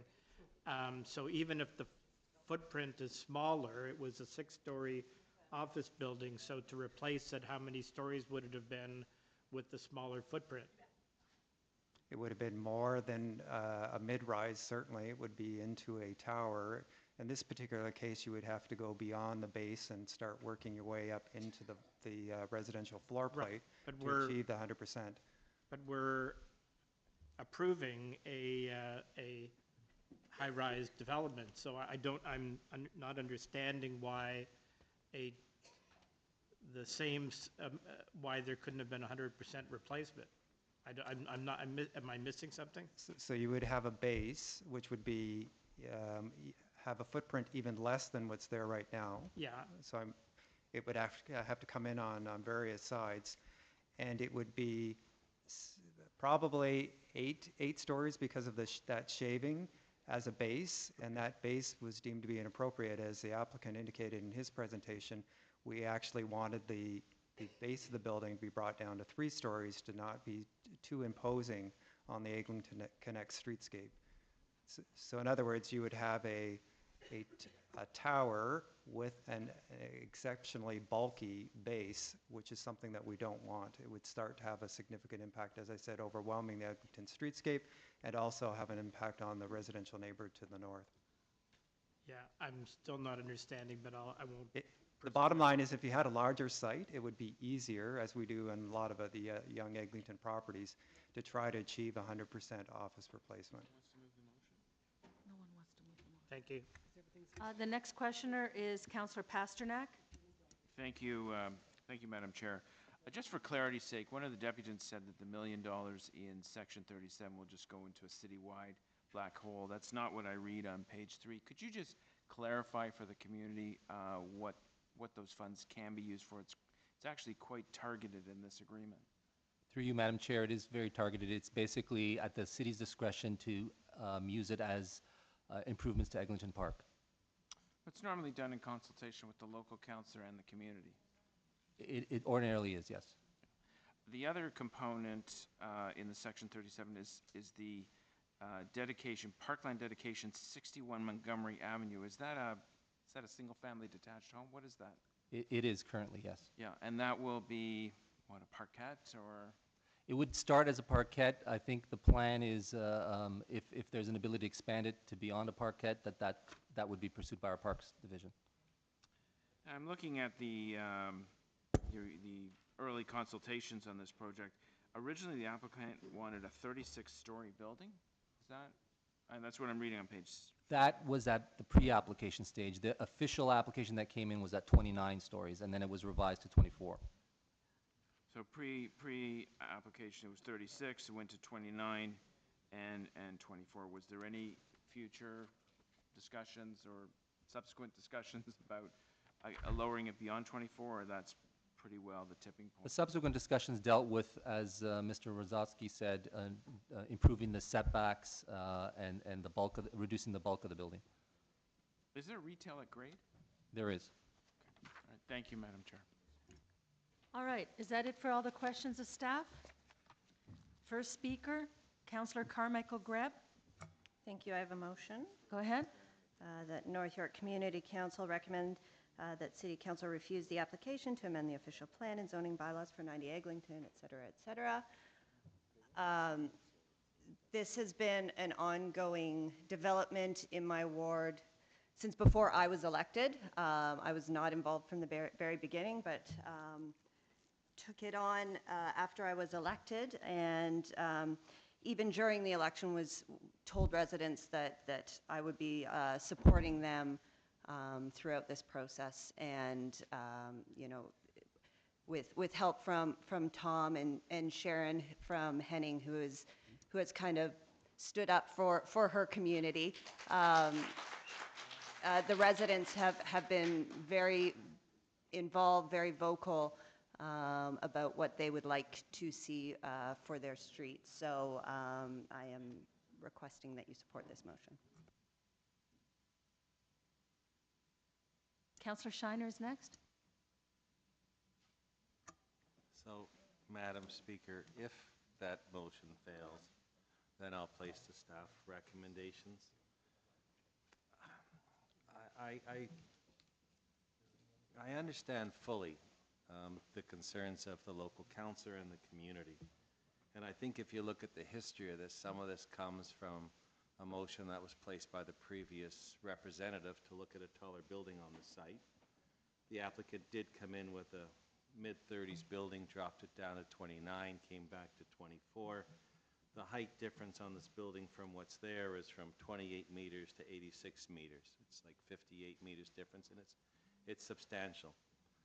The work that this planning staff have done in regards to this application, I think, is based on the fact that the application was in prior to the Eglinton Connect's approval along the line, and that's what it says in the report. So in English, that means they have to consider this site without having that planning study there. That's what planners do, and that's what the representative for the applicant will argue at the Ontario Municipal Board is, our site isn't subject to that because our application was in before you determined what you'd like to see at these different heights along Eglinton Avenue. I think you have to read the report, and it goes back to what I said earlier, maybe a little bit more. This council does not have the ability to fully control development within the borders of the City of Toronto. It starts with a little line that says, the provincial policy statement about intensification means cities have to add. We have asked, we have demanded, we have shouted through the Planning and Growth Committee and said, why is the province permitting appeals of the official plan of the city when we are meeting our growth targets in certain areas and don't believe more development should be there? Yonge and Eglinton is an area like that. King and Spadina is an area like that. Other areas throughout the city are meeting and exceeding their growth targets. And yet, we're told by the province, you should review development applications, make recommendations, and decide what happens. But if we don't like it, the hell with you. It's just going to get appealed to the Ontario Municipal Board, which is what happens with sites like this. So we're kind of in a conundrum. Because, as I said earlier, it's your provincial representatives that control development, but they seem to control it. You know, it's like the Wizard of Oz, I guess, where you're out in front seeing this great big wizard doing his thing, and there's little people behind controlling it all. That's the Premier.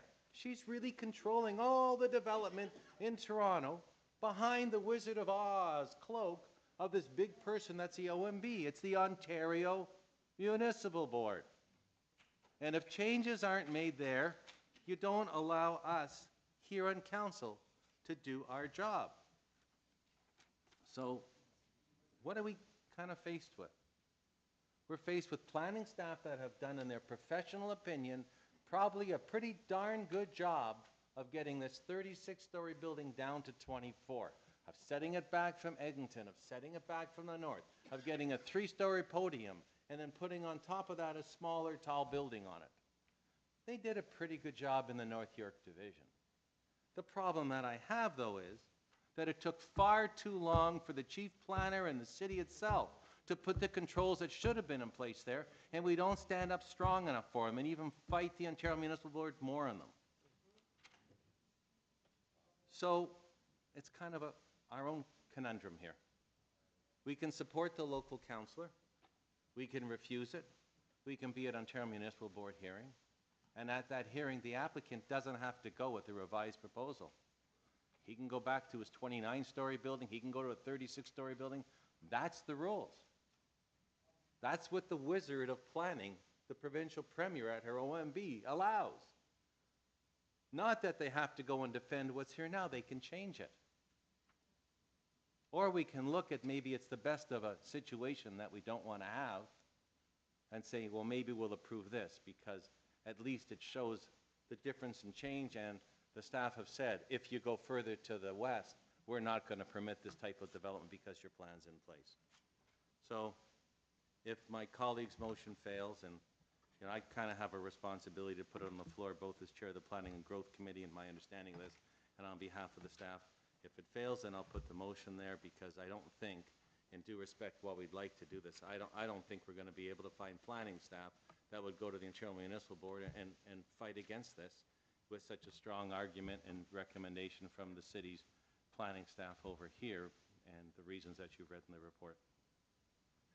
Thank you. Councillor Pasternak is next, and then Councillor Robinson. Okay, thank you, Madam Chair. I'd just like to commend the local councillor for working so hard on this file and working with the community that she represents. She's certainly fully understanding of the sensitivity of local neighborhoods and preserving the character of the neighborhood. And I think she's done an excellent job. That being said, in listening to city staff and reading this report, it is very hard to take the position that this should be refused. This is in with walking distance of the Yonge subway line. This is right next to the Eglinton Crosstown, probably a $7 billion transit project. There are probably about 2 million residents in the city of Toronto that would envy this location, to be within steps of a major transit line, to be in an area of high growth that has created enormous tax-free equity in your homes, and the fact that there's a very, I think, generous and responsible Section 37 proposal here that will put $1 million into a local park, as well as creating a new parkette. I would say that from the advocacy of the local councillor, you were facing a 36-story tower, and now it's a 24-story tower. This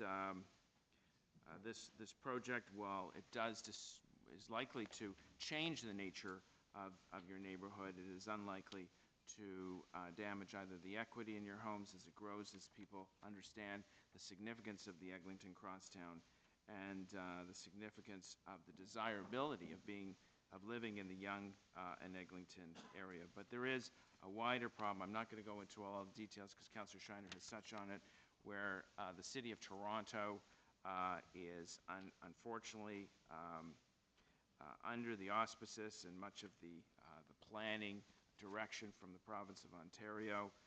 We're slowly moving away from that by having a local appeal body for junior committee of adjustment decisions.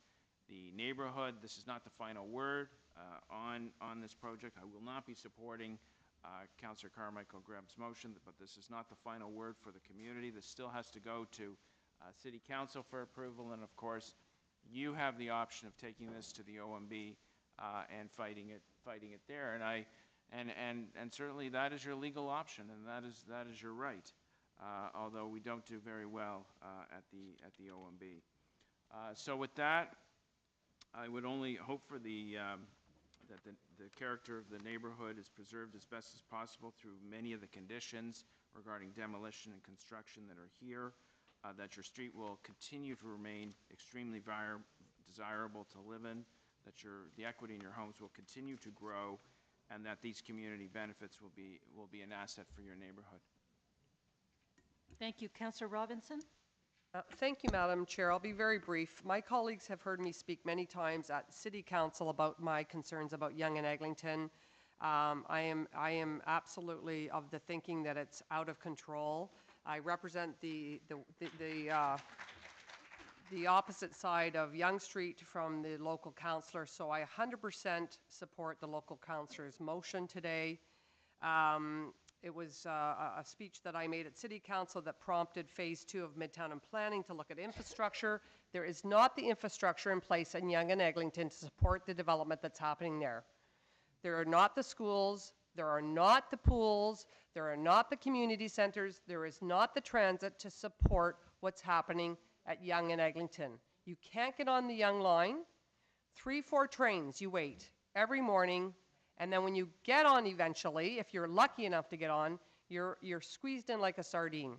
So it's just not ready for the type of development that's happening at Yonge and Eglinton. And I've talked to the chief planner about this multiple times.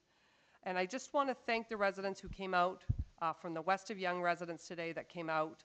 I hope you stay for the next item, which is actually John Fisher, and support the John Fisher parents who have been actively battling a very difficult situation. Briefly, Councillor Robinson said much of what I wanted to say. I mean, when there's a difference between high growth, responsible growth at a transit node and growth that's out of control, and it's clearly out of control in the Yonge-Eglinton area, just as it is in the Yonge Shepherd area, where we have we've reached our surpassed our residential target for 2041. I mean, it's just way too much, and we don't seem to be able to bring it under control and establish any sort of relationship between what an area can support and what gets approved. And whatever set, when we have a conflict between sets of rules, old rules, new rules, we seem to pick, we don't consistently pick the old or consistently pick the new. We seem to pick whatever one favors the developer. And on things like where we have a policy, you know, where we should be requiring 100% replacement, whatever the building is, we should be requiring 100% commercial replacement. We somehow come up with a reason why that's too difficult for the developer and we should let them off the hook, and then we establish that precedent for everybody else that comes along. So I will not be supporting this development. I wouldn't support it if it was in my ward, so I won't support it in someone else's. But unfortunately, I wouldn't clap too loudly because, as Councillor Shiner said, this will be going to the Ontario Municipal Board. We have a positive staff report, and I'm not sure what our prospects are of defeating this. No other speakers? All right, we're ready for the motions. The first motion is Kristen Carmichael Greb's motion.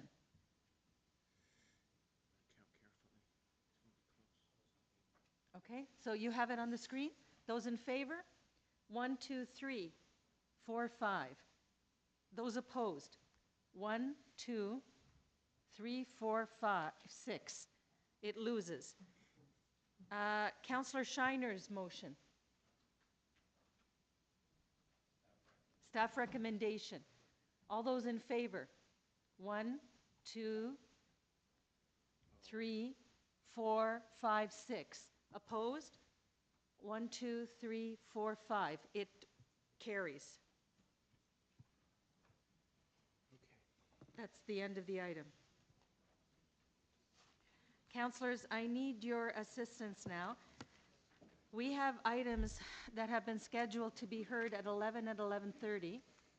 Councillors, we have items that have been scheduled to be heard earlier this morning, and we have the 32 division awards before us now. They are here, followed by a luncheon. Any ideas?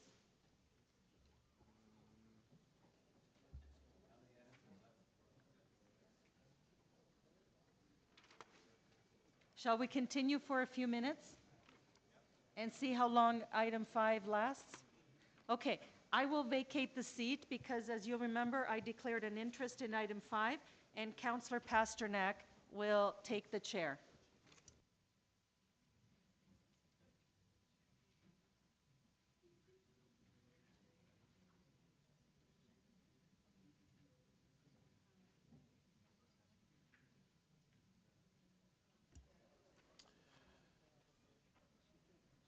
Thank you, Madam Chair.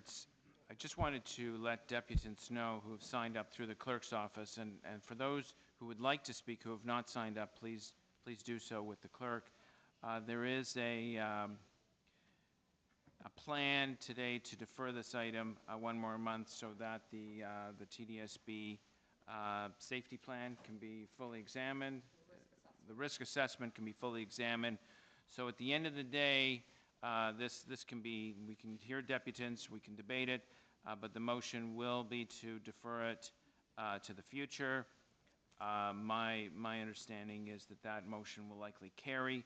Those who speak today will not be able to speak when this item comes back to us. So it's just a note of caution that those who speak today, that will be their final word, even though this item will come back to us at least one more time. Everyone clear? So let's hear the deputants. If you'd like to be taken off the list, just let us know. You want to wait till next time. So Mary Mowbray of the John Fisher Junior Public School, Parent Council.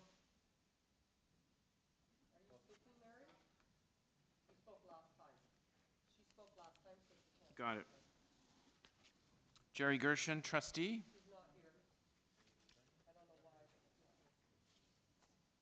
Jen Steele.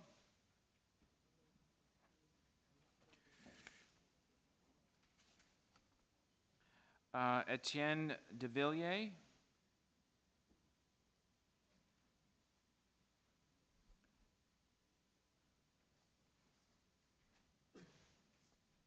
Thank you very much for coming. You have 5 minutes.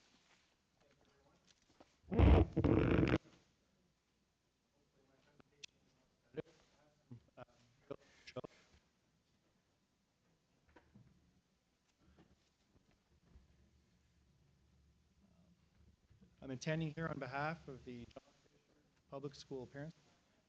Public School.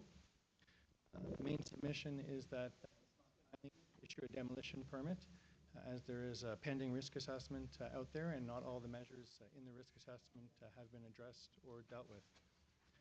In our submission, it's an extraordinary request to build a 109-meter tower directly on top of an elementary school, and we think the developer should comply with all necessary measures to ensure the health and safety of the children and not place the children at risk. And it's quite unfortunate that this is the second time I've had to come here to speak regarding a demolition permit when these measures are clearly not in place, as I will show you now.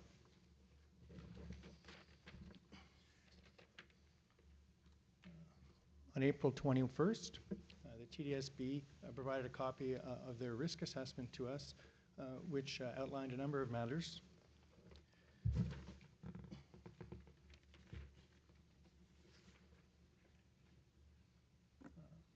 In particular, was the conclusion that while it could be possible to mitigate the risks, it was not possible to do so unless there was a credible third party around to review and enforce action as necessary.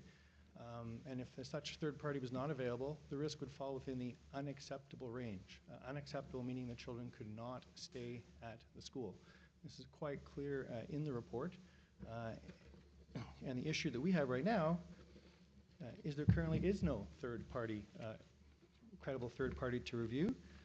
And similarly, there's no enforcement mechanism in place to allow them to enforce the measures brought up in the risk assessment. The risk assessment further has a number of discrepancies that need resolution. One of the key factors they raised was noise. In the risk assessment itself, it sets out the WHO recommendation for noise being 55 decibels outside. As you can see from the chart taken from the risk assessment, there's a number of locations on the school property which are well above the permitted level of 55 decibels. If we look at a diagram of the school,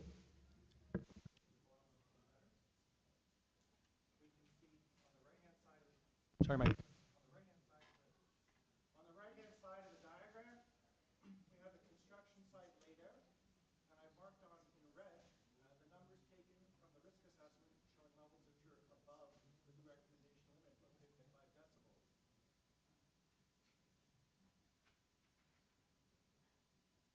This is a plan produced by the TDSB last fall for what they're going to do, and I've marked in red the indications which are unsafe and or safe according to this risk assessment. As you can see, a significant portion of the playground is clearly identified as unsafe. The areas that may or may not be safe, the risk assessment does not address. One of the key issues in the risk assessment was that the children be moved to the east end of the lot, in that small little square on the right that says safe. It is currently the staff parking lot. So all the children, according to the risk assessment, will be moved to the parking lot. It is not currently now in condition to use the playground, and accordingly, we don't think it's appropriate to start demolition at this time.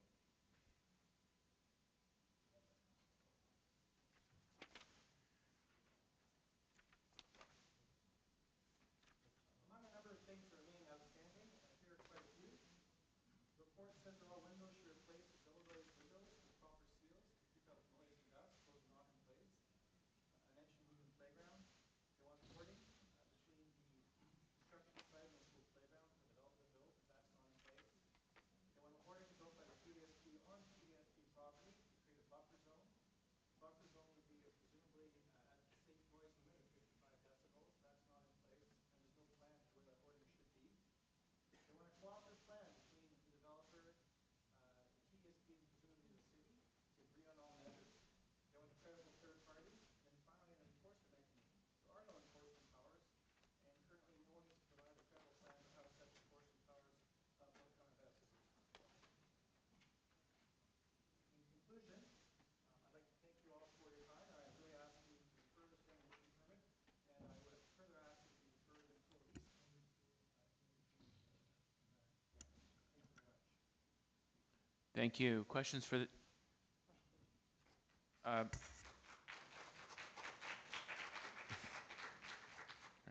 Councillor Burnside? Thank you. I understand there are many issues, but the one question I just want to home in on one, the moving the playground, right, to that safe area, I guess the parking lot, the staff parking lot. If they actually put the equipment there, did whatever, had it prepared, do you have an objection to the playground being there, ultimately? So the letter from the TDSB came out on April 21st. This is the first time that parents have heard that the 500 children in the school will be sequestered to the playground. If you look at the diagram behind me, at the bottom end of the diagram there's a rectangle which is the new playground created for kindergarten and is a licensed daycare space. The previous licensed daycare space was on the west end of the property and it is unsafe to continue with the construction. So creating new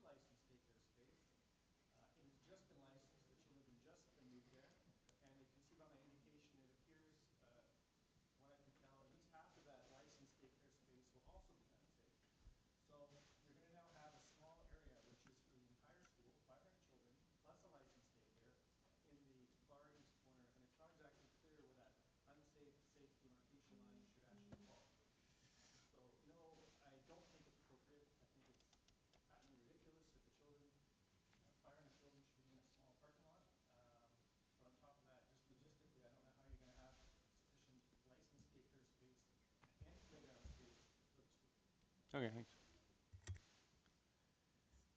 Thank you, Councillor Burton. Any other questions for the deputant? No? Thank you very much. Michael Stewart?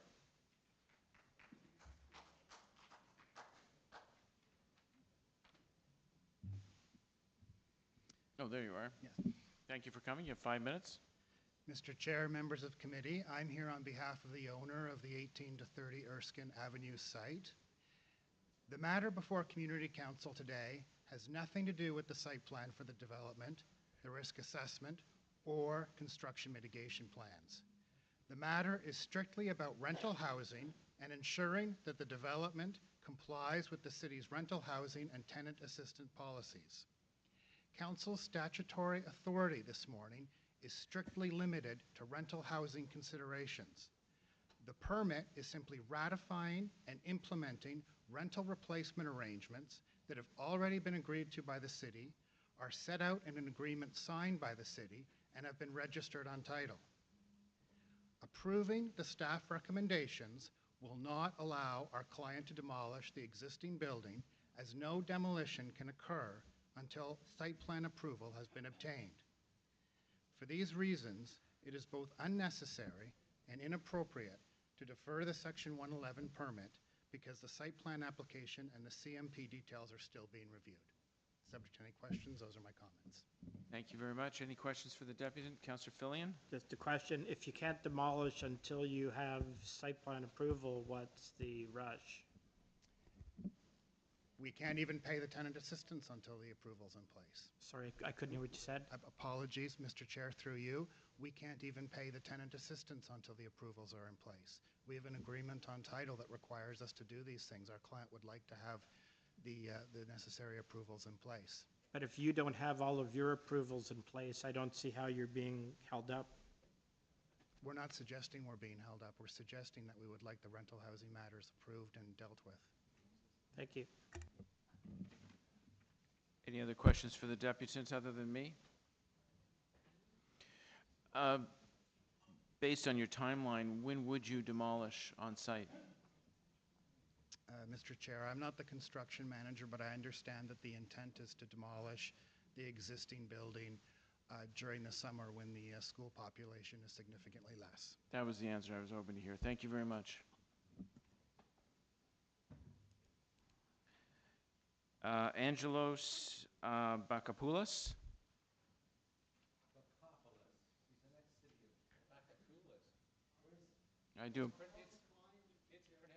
I do apologize for messing up your name. That being said, are you here? Yeah.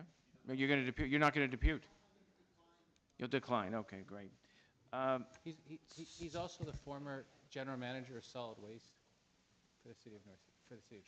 Thank you for that history lesson, Councillor Menawang. Solid waste. I'm relatively new at City Hall, so I'm still learning the names around this table here. So, councillors, we have to make a decision. We are giving out awards at lunchtime, and then there's a luncheon for the recipients. Yes, and then we have to reconvene after lunch. So don't run away, anybody. I would suggest that we, rather than go to questions of staff, but I'll go on your guidance. We can either go to questions for staff, or we can do the awards now in the lunch.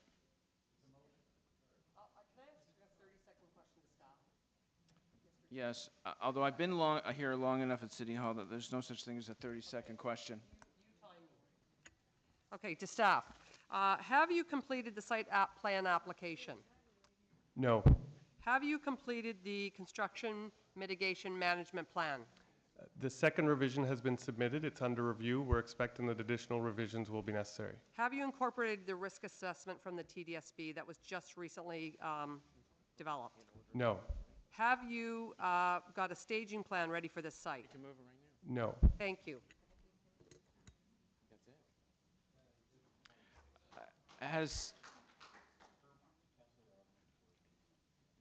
Yes, no, there's no doubt. Is there anyone who was going to depute today who has not been called? Okay. Councillor Robin, we'll go on your advice. If you would like to move deferral at this moment, unless there's other questions for staff, we can finish up the item before lunch. People can go home. We can give out our awards to our students. What would you like to do? I would like to move deferral of this item, and I've given a motion to the clerks. And my understanding is I need to put that up on the screen first so that my colleagues can see it. As you've just heard from my line of questioning, my extensive line of questioning, that there's many pieces, moving parts to this issue. And tomorrow night, if you'd like to come, there will be a public meeting held on this very issue by the TDSB. I've been invited, the province has been invited, and we're going to be discussing the risk assessment that's been vetted by a third party. I believe the parents are also looking at hiring a third party to fully vet this risk assessment. So that's happening tomorrow night. On Thursday, there'll be a construction management plan meeting with all the parties around the table, including the developer and the parents and the TDSB and the city, et cetera, et cetera. All key stakeholders will be around the table. So there's much work to do. We don't have a site plan application done. We don't have a construction management plan finalized or anywhere near being finalized, and we don't have a staging plan. So I see no reason to support this today, but instead defer it until we have all those parts and pieces pulled together. We are talking about a junior grade school, and I encourage you to go to a place called the Bohemian Cafe. It's in the Uptown Young BIA area. Go to the back patio and look over the fence. And if you do that, you will be alarmed, because I did that 2 weeks ago. From that back patio, you will see a perspective on this development that will blow your mind, because you will question how it's possible for a 35-story tower to be built in that setting, in that postage stamp sized lot. And so this is a very challenging development that involves young lungs, and we have to get this right. So actually, staff helped me write this motion. We would like to see all of these pieces and parts pulled together and heard concurrently, whether it's by North York Community Council or Toronto City Council. It needs to be done right, and it needs to be done together. So I just want to continue to thank the John Fisher parents who have been amazing at shining a spotlight on this issue. Just their engagement is unprecedented. I spend most of my weekends with them. And also, I have to say, the province has also been very involved in this. And there's a number of concerns on a number of levels, which I can't share with you, unfortunately. But I would like to defer this item based on this motion, and I'm looking for your support today to do that. Thank you, Councillor Robinson. Any other speakers on the matter? And certainly you do have a very strong parent advocacy group. I saw the protests on TV. It reminded me of the 60s, actually. Yeah, so very, very strong and strong local voice by your councillor. No, if you remember the 60s, you weren't there. All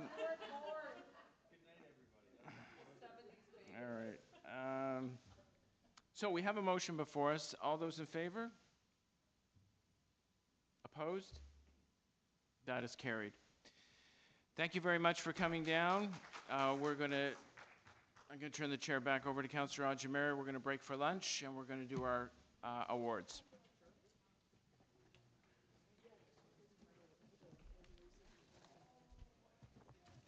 I had to sit there for the buttons. Oh, of course. Thank you, everyone. Members of Council, each year we commemorate March 21st, the International Day for the Elimination of Racial Discrimination, through a program with 32 Division Community Police Liaison Committee. They sponsor an art contest for grade 8 students attending school within 32 Division. It's called the Annual Art Poster Contest. It's now in its 18th year, and it helps promote awareness and thoughtfulness among our young students on the topic of racial discrimination and what we can do to help eliminate it. 32 Division Community Policing Liaison Committee, Yorkdale Shopping Mall, and Tim Hortons have been instrumental in keeping this community school campaign running for the past 6 years, and we sincerely thank them for their partnership. Each entry is evaluated for its merit as an educational tool to stimulate the minds of peers across the city to help put an end to racism. I would invite Sherry Spivak, School Liaison Officer for 32 Division, MC, to the award ceremony. Where are you? Ah, there you are. Sherry will get up and move to the lectern. There you are. Thank you.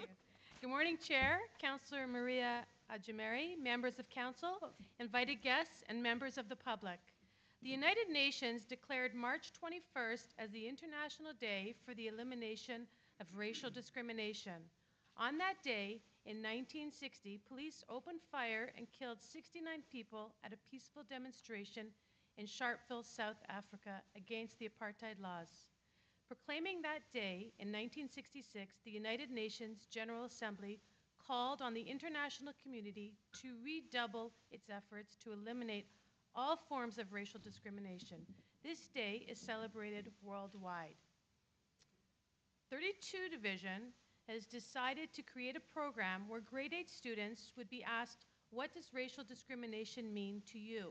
Can we eliminate it? Students were not asked to write an essay. They were asked to put their thoughts and creative efforts together on paper, either through drawings, paintings, or cyber art. All schools in the 32 Division catchment areas were invited to participate. And we received a really good response, and for that I say that I hope you never lose the impulse to participate in community programs and events like this one that strive to bring about awareness and acceptance for all people and make our communities a better place to be by valuing diversity. As police officers, we abide with our service core values, which promotes a heightened awareness of racial equality and diversity. We're all the same, and we are all equal. So based on several criteria, the judges selected all of your artwork, and we picked 5 of the best. And it was tight, so there's some honorable mentions in there because there was a really tight race. The 5 best pieces of art were then judged by another panel, and then the top 5 were selected. So the winners, the first prize gets a $300 cash, plus a gift certificate to Yorkdale. Second prize, second winner gets $250 cash, plus a gift certificate to Yorkdale. Third gets $200 cash, plus a gift certificate to Yorkdale. Fourth, $150 cash, plus Yorkdale gift certificate. Fifth place, $100 cash prize, plus a gift certificate from Yorkdale. There are 3 honorable mentions. Like I said, it was really tight, and you're going to receive a $20 gift card from Tim Hortons. So I'm going to read out the names of the winners, and I would like to call up Constable Howard Clements to help give out the awards, and I invite Councillor Maria Ajameri to step forward to present them.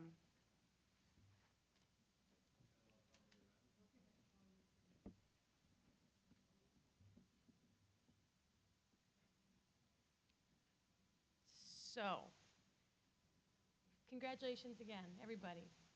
Just to note, the students from Cardinal Carter, they're on a grade 8 Quebec trip, lucky them, but we do have their vice principal to accept on their behalf.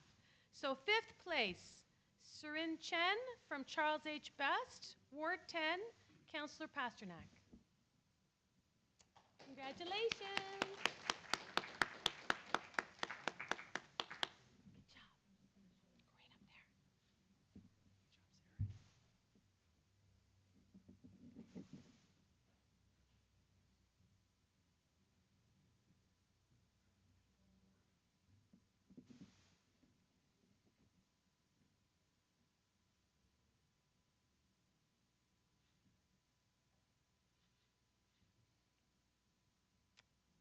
Very nice.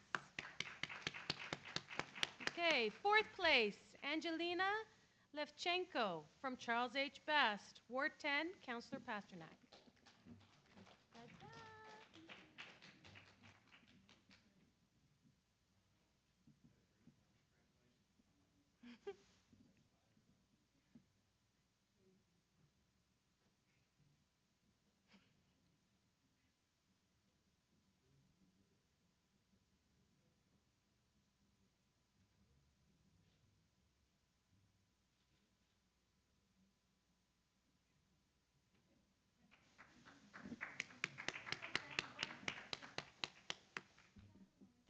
place, Kathleen Doyle, Cardinal Carter Academy for the Arts, Ward 23, Councillor Fillion. The Vice Principal Raymond Sanborn will accept on Kathleen's behalf.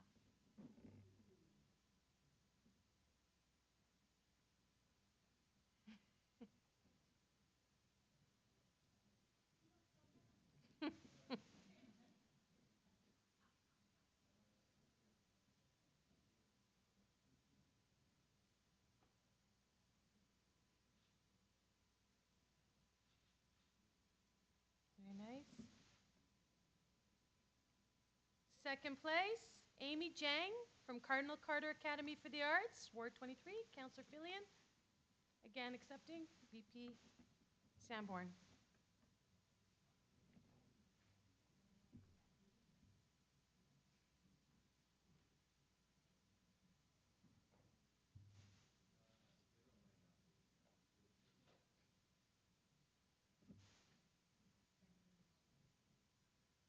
First place goes to Pauline Ansipovich, Charles H. Best, Ward 10, Councillor Pasternak.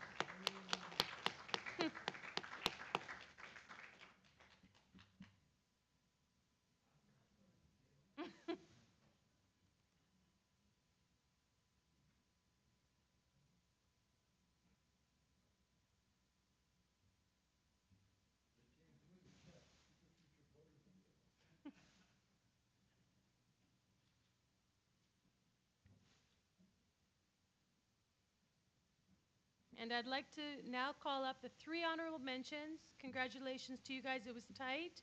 No particular order.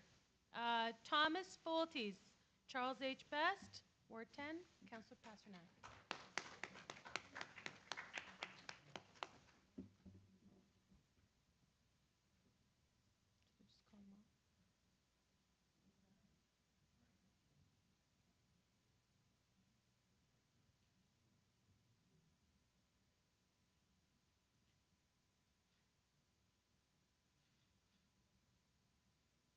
Very nice. Nikita Matthews, Cardinal Carter Academy, Ward 23, Councillor Fillion.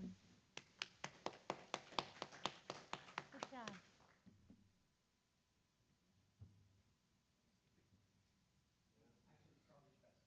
Charles H. Best, sorry. Oh. Oh no. So Nikita and Tamara are left, right? Tamara.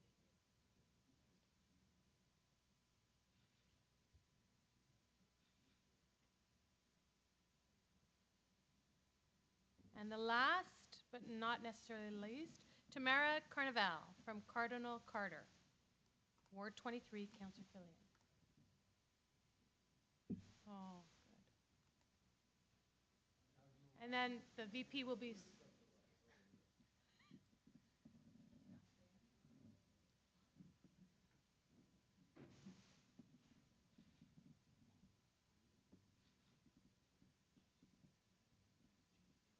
So on behalf of 32 Division, the Community Police Liaison Committee, I wish to thank Councillor Ajameri, Superintendent Fernandez, Steve Balcararian, and North York Community Council for everything. Thank you.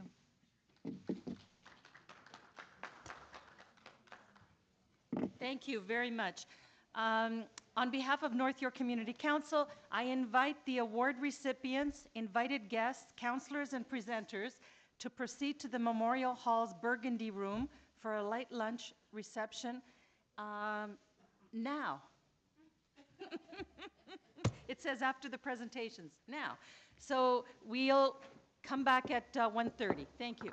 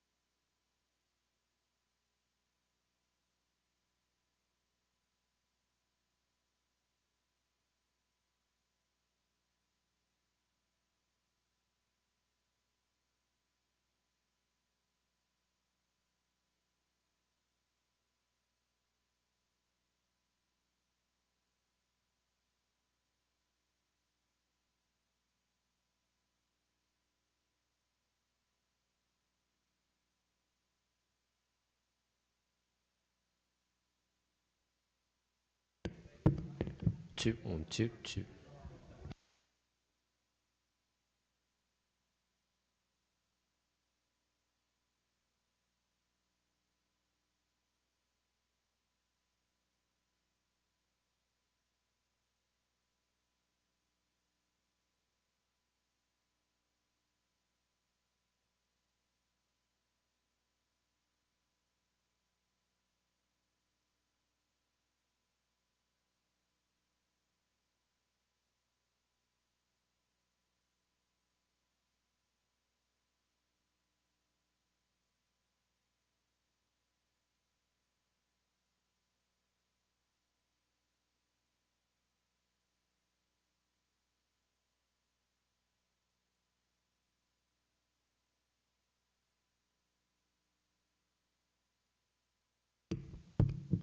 Two, one, two, two.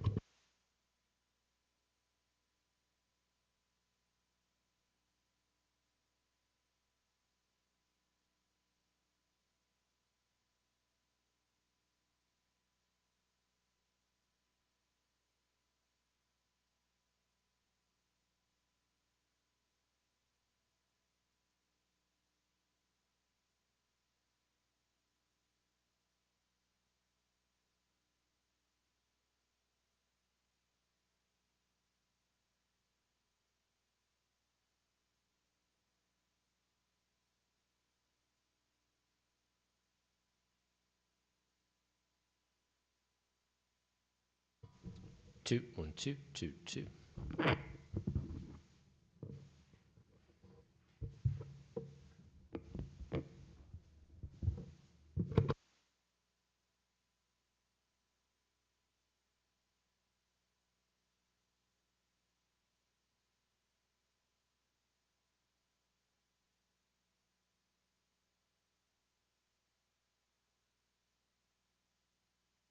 Like, I'm using it fine right now. It's completely normal.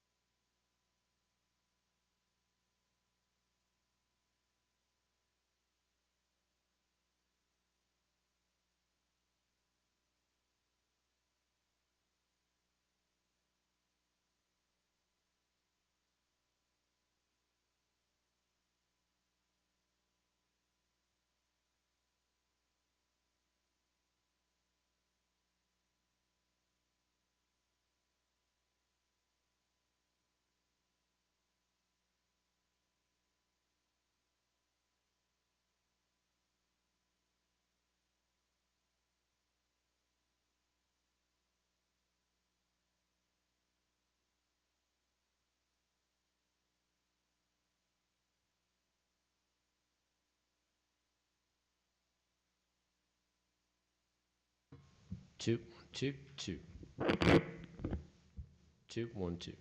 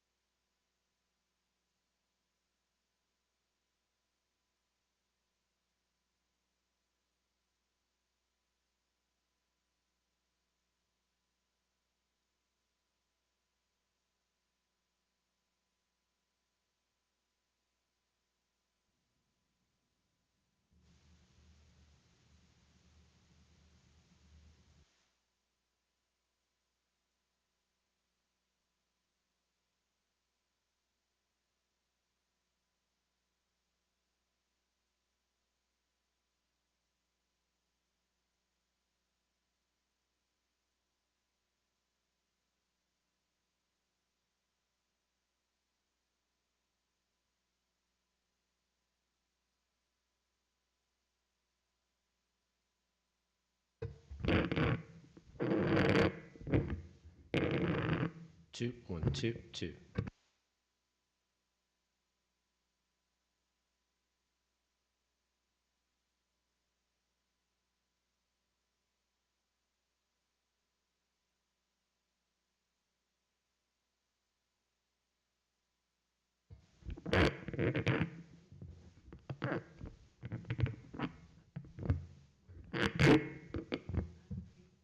One, two, two, two, one, two, two.